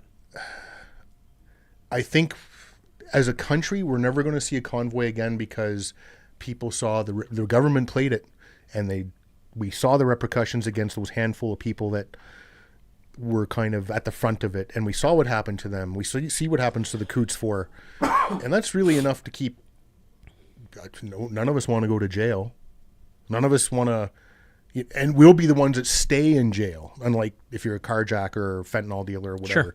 That's a big motivator to not. We're also more, although we unified in those moments, and I know that we did. We're also extremely fractured now. We're more regional now than we ever were. The Trump thing has highlighted that. If we weren't before, this has highlighted it. Sure. We are not going to unify like that again. So bring it to Alberta.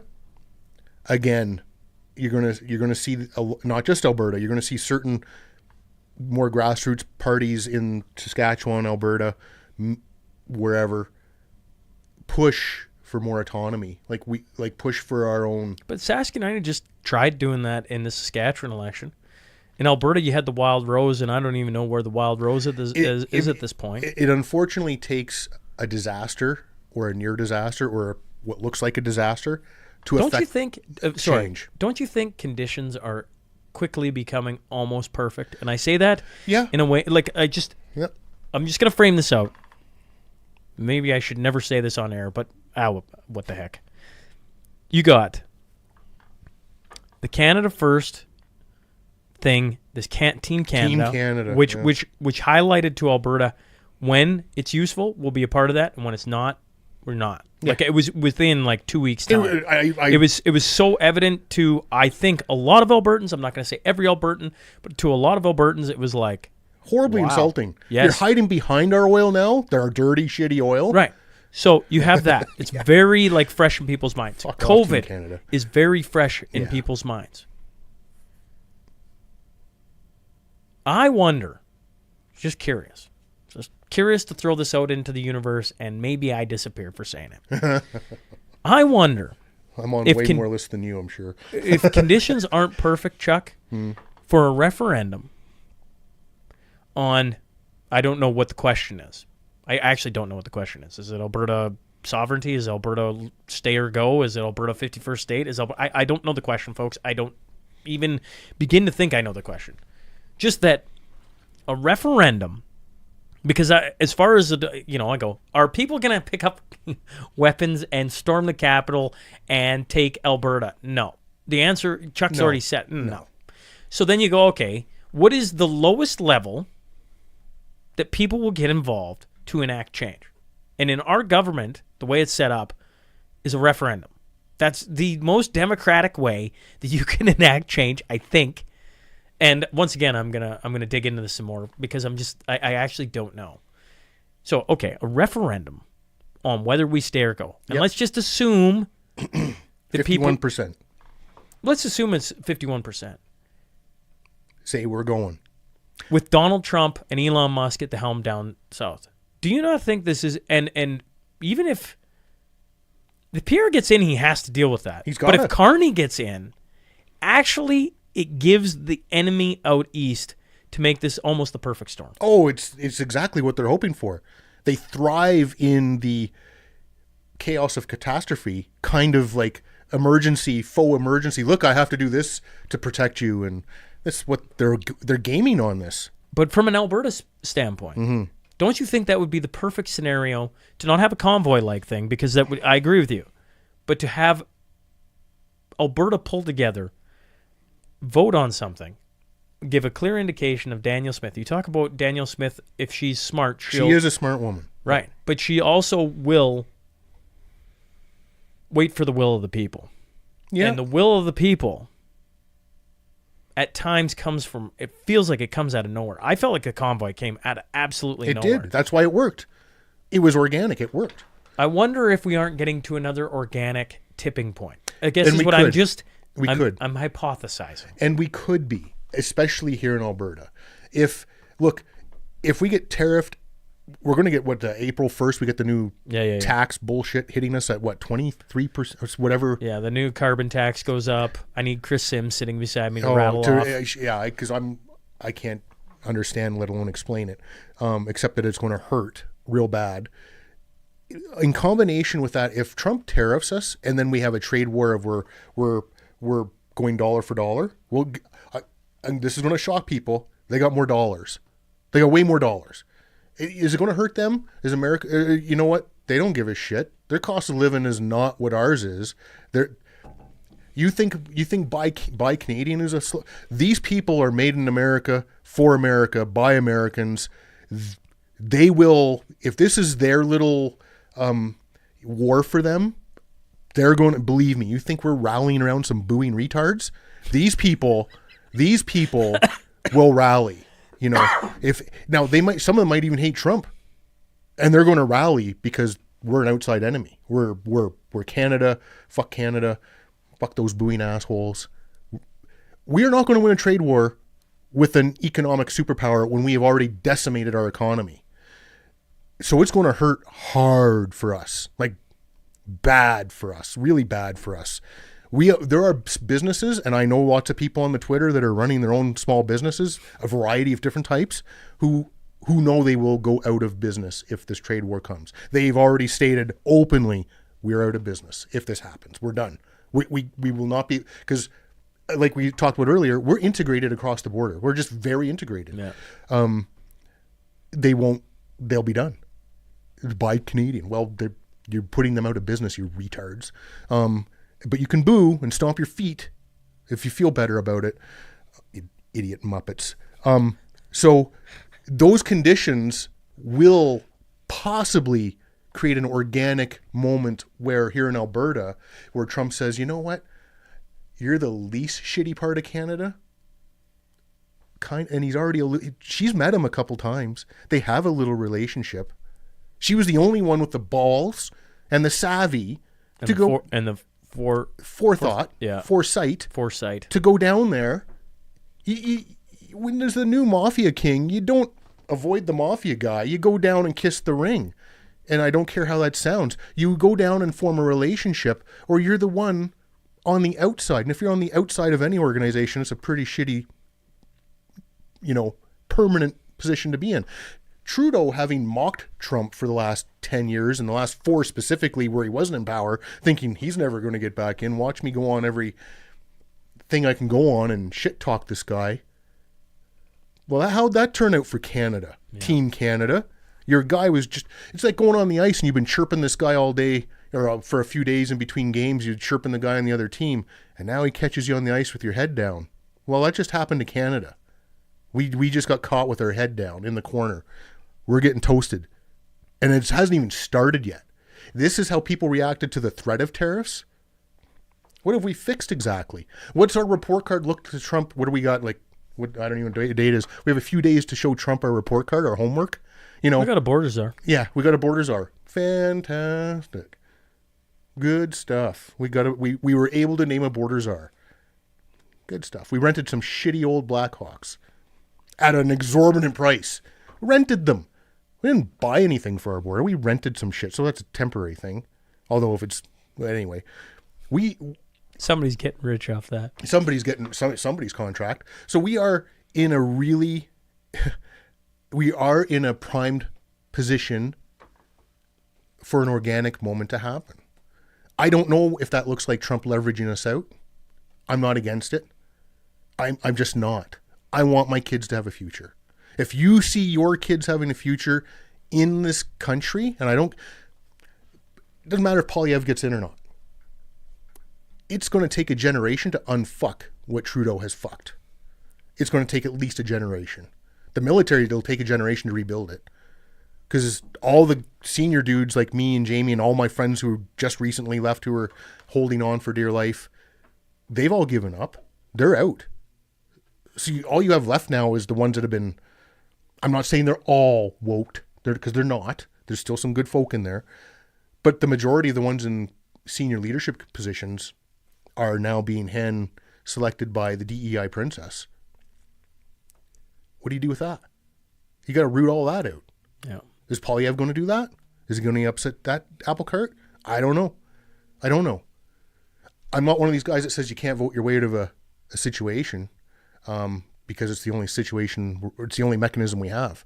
And I hear a lot of people on the Twitter go, we can't vote our way out of this. And I'm like, well, what are you going to do? Go hot? You going to get spicy? What are you going to do? Because I've been to the places where they did that and it gets shitty quickly, real quickly. And earlier, when we were talking about, boots on the ground here from some foreign force, it might not be the Americans. It might be China or Russia. It could be whoever, because really we're that vulnerable. Then what? You're gonna do something? You're gonna defend the country then? How dangerous are you? Can you read a map? And I'm not saying using your GPS, because we won't have GPS if we get hit. If somebody invades us, the first thing they're doing is turning off our tech. We will be techless. And the Starlink that they're trying to get rid of would be about the only thing that might save any form of organized resistance would be Starlink, like it's doing in Ukraine, where they gave them Starlink.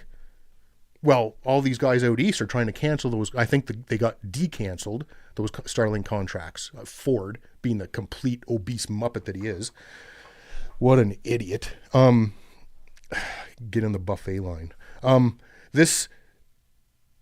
How dangerous are these people? Do you know any first aid? Do you know any trauma first aid? If you can't read a map, where are you going? Do you have daddy's shotgun? Is that how dangerous you are? So if I'm calling you out and you feel attacked because you're sitting there at home thinking, I would defend the country, Chuck. Okay. How? Think in your own head how. Don't put it on the Twitter. hypothetically, there's boots on the ground from a foreign force here. What are you going to do? And if you're not a dangerous person today, what are you learning to become a dangerous human tomorrow? How are you becoming less shitty tomorrow than you are today? Physically, can you do anything? Can you haul 80 pounds of gear on your back?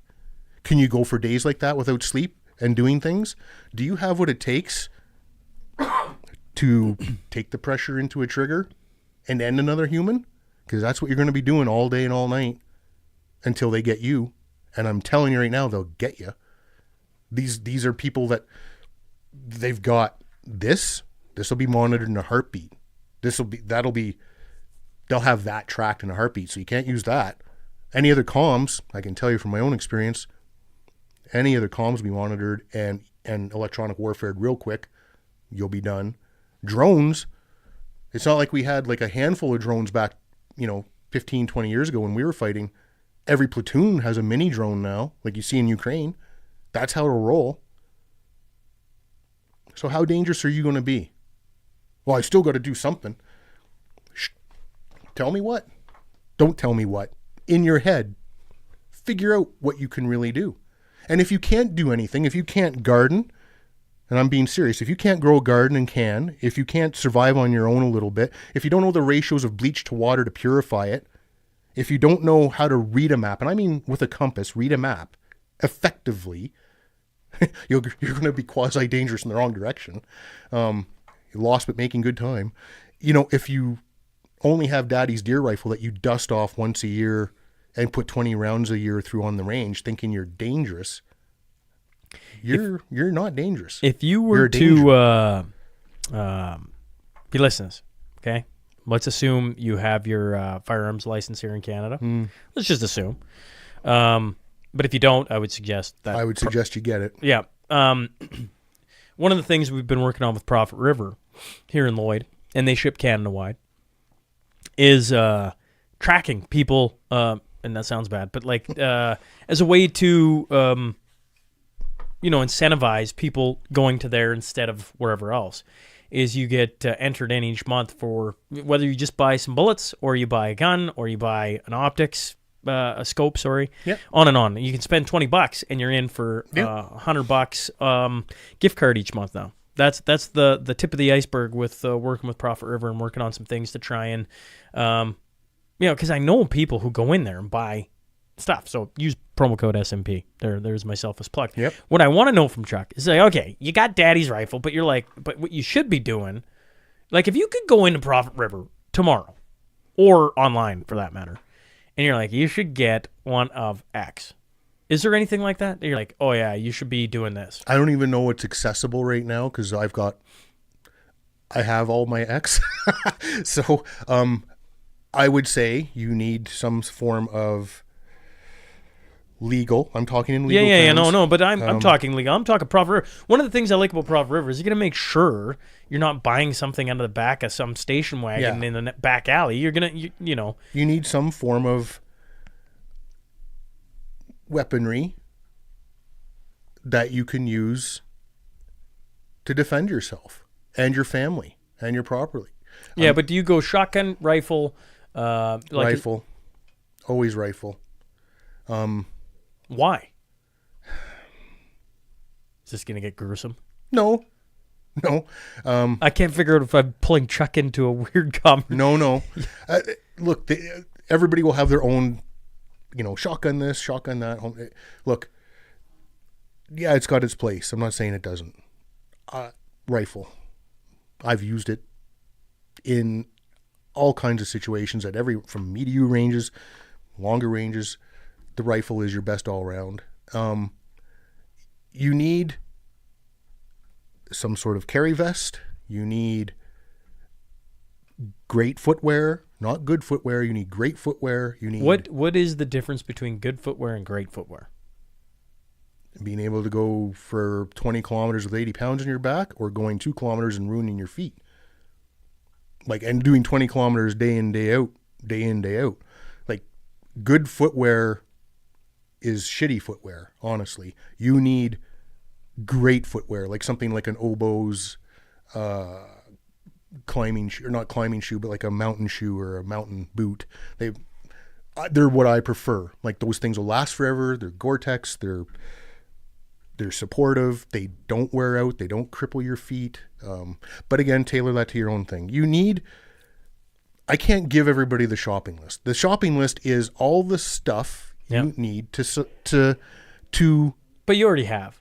You say you can't give the shopping list, but you're like, if you're a legal firearms owner in Canada and nothing else changes, one of the things I would have as a tool is a rifle. Yeah.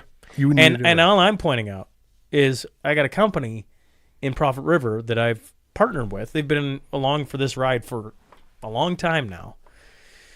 And basically you're like, yeah, I'd probably go with a rifle. I'd probably get some ammunition. One of the conversations that happened at the last Cornerstone Forum, going all the way back to where we started, was gold, Bitcoin, or bullets. And there was a strong argument for having ammunition as your form of currency if the world It will be a form of currency, yeah. Even putting small game on the dinner table, thousands of 22 rounds in your inventory is a must. Even shotgun ammo. I'm not saying don't have a shotgun. No. But if you can have one thing, you'd have a rifle. Yeah, and it would be, a good rifle. And look, again, because Chuck has offended a lot of people on the right here today who are ardent gunnies, and maybe you're like me and you're a redneck truck driving big dog, guy who does get to the range more than the average bear. That's good. But you need to start looking at a lot of stuff to be actually dangerous. I don't think my audience is easily offended anymore. I don't think they are either. I mean, we literally started out. I put out a poll the other day to see how many people listened to every single episode. Quite a few. I was like, oh yeah. I was like, I catch as many as I can, either walking the dog. So you think about that, 800 plus 100. I mean, if you aren't offended by the 800 and the journey I've been on, right? Because I've turned off a lot that have never come back, right? Whether it was COVID, I'm probably politics, religion, faith, I guess, independence or the sovereignty thought process, spiritual warfare. I mean, it goes on and on and on. We've done the gambit, haven't we? And we plan on doing more. So if you aren't turned off by any of that and you're still here after 800 episodes, Chuck has not offended you, because you haven't offended me. I find it very interesting. And if you're hopping on for one episode and you're easily offended, I just say go back to the start and listen through it all. And by the end of that, you probably will not be offended anymore. And, I also don't expect, if a foreign force, whoever they are, lands in our soil, it's not an expectation I have of people to do anything. But I don't see that. If that happens, we're fucked. We are. Like, we're in the middle of a war zone because the U.S. comes up, like, immediately. Yeah. The U.S. ain't going to sit back and worry about how it looks. They're coming up. Yeah. But as soon as that happens, it's like, forgive me, the devil plays his card and you see him for who he is. Yeah. So that ain't happening.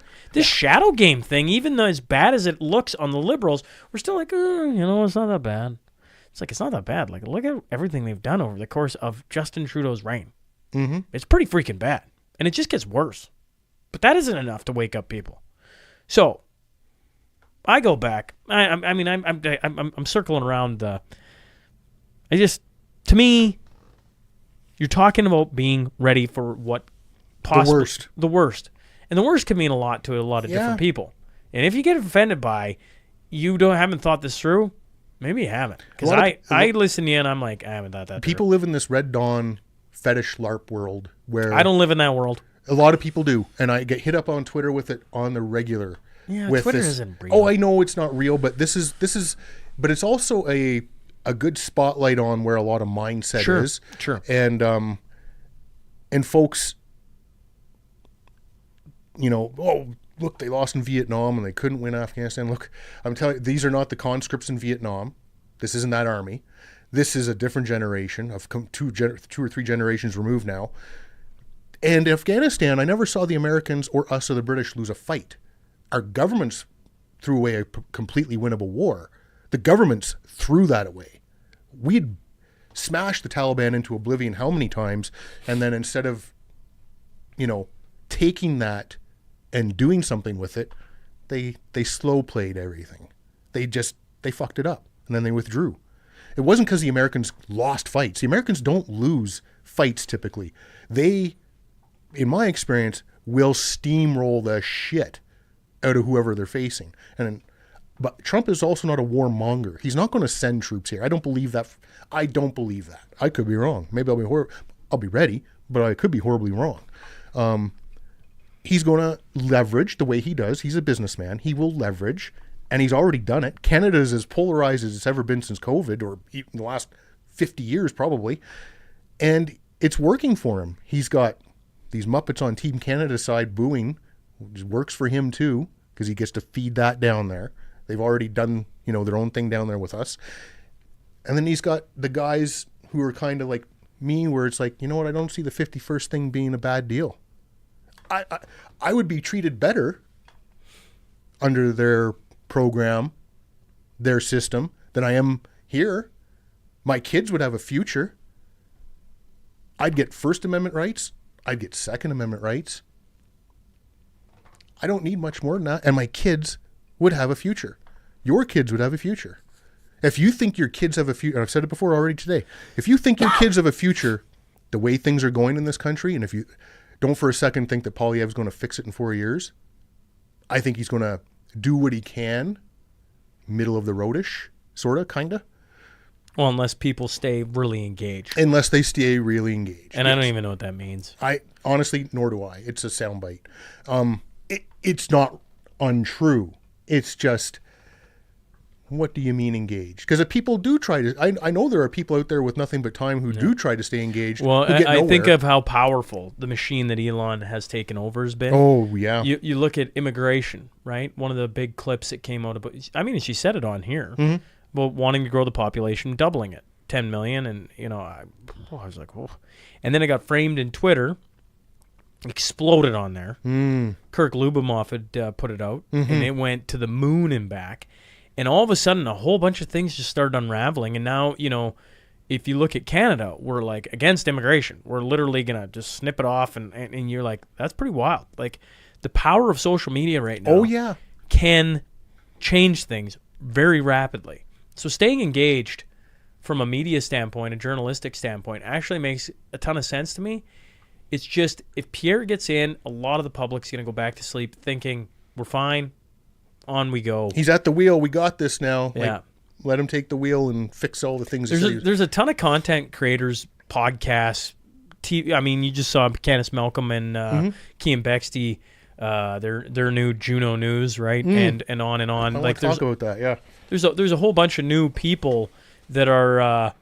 My whoopee. Oh, it still smells like. So, did you see that article they wrote with I feel like you have a story. All right. Do I? So I don't know if you saw their Juno News story the other day with, I'll take it off, a Canadian soldier wearing, this is a shamog. We all wore them. If you left the wire, you wore a shamog. You wrap your face in for dust. For people listening, what is it, a scarf, essentially? It's essentially a scarf, yeah. It's a... Hold it up a bit. It's just a scarf that, I think the British started using them many years ago in the desert. And you wear them around your neck. You wrap your face in them when it's dusty. They absorb all the sweat. They keep your gear from chafing your neck too much. They just got a million uses. You snuggle with it. It smells like horrible. But it's your whoopee, or one of your whoopies. Well, this soldier, Canadian soldier, he's wearing a shamog. Like, in the picture, and Juno, unfortunately, Juno Knows writes this big article about he must be pro-Palestinian, Hamas terrorist, blah, blah, blah, blah, blah. And every veteran, I think every other veteran in the country must have messaged me and said, "Did you see this shit?" And I'm like, oh my God. I read the first paragraph and I'm like, oh my God, they don't know. They don't know. So then every veteran started posting pictures of them wearing a shamog overseas. Like that. Look, it's a small thing, but get some shit right too. Like, come on, guys. Like, well, if you're gonna do a news, source that honors military, right? Yes, that's the reason behind Juno. Yes, and then get a story wrong about the military. Horribly wrong. That's tough. You're not gonna find too many vets who left the wire without one of these. Like or a few of them. I have a green one too, but it's not as stylish. But you got to look good. Yeah, it's just a small thing, and I appreciate them both. I do. I think they both do decent work. I really like the work she does. I like her attitude about things. When she was on here with you, she's got a very optimistic, although realistic view as well of where things are. I mean, she didn't tell me anything about Juno News when we were doing it. It was a couple days later. Now thinking back to some of the things she said, I'm like, oh, she was literally about to announce Juno News. And she told me after she was done, she was literally getting on a plane to go sit with Pierre Polyev. I'm like, interesting, right? She's a sharp cookie. She is. Her husband is what, the CEO of Shopify? You're like, yeah, that's a connected lady. Well, in her resume, she's done a lot. Well, worked at Sun News with Chris Sims years ago, right? I'm hoping this one article is a speed bump or a glitch or a hiccup or. Oh, yeah. It is what it is, but it did. The Juno News is, supposed to kind of be focused on certain things, and this is kind of a thing that every guy in the last 20 years that went overseas knows about. Like, that's a big oops. It's a big oops. It is what it is. I mean, I'm sure everybody will get over it. I'll get over it. It's a laugh now, but I mean, at the time, it's kind of like, are you fucking kidding me? Like, because I've got some pretty racy pictures of me wearing that over there where, clearly not a terrorist. Well, probably not a terrorist. So it's just one of those things, right? And I don't know where we're heading. You talked about this organic moment. I just don't know. And I think a few months ago, we all had this feeling, like a little euphoric feeling where, you know what, Polyev's going to get in, and it may not all get fixed, but it'll be way less shitty than we are right now. And now that feeling's gotten yoinked. Got yoinked hard. And well, it's interesting. We're going to find out a lot about our country here very soon, right? This kind of sitting in the middle limbo waiting has been painful. Oh, it's the worst. Right? Limbo is the worst. Yeah. Well, Chuck, appreciate you coming in and doing this. Oh, I had a fun. It was always a lot of fun.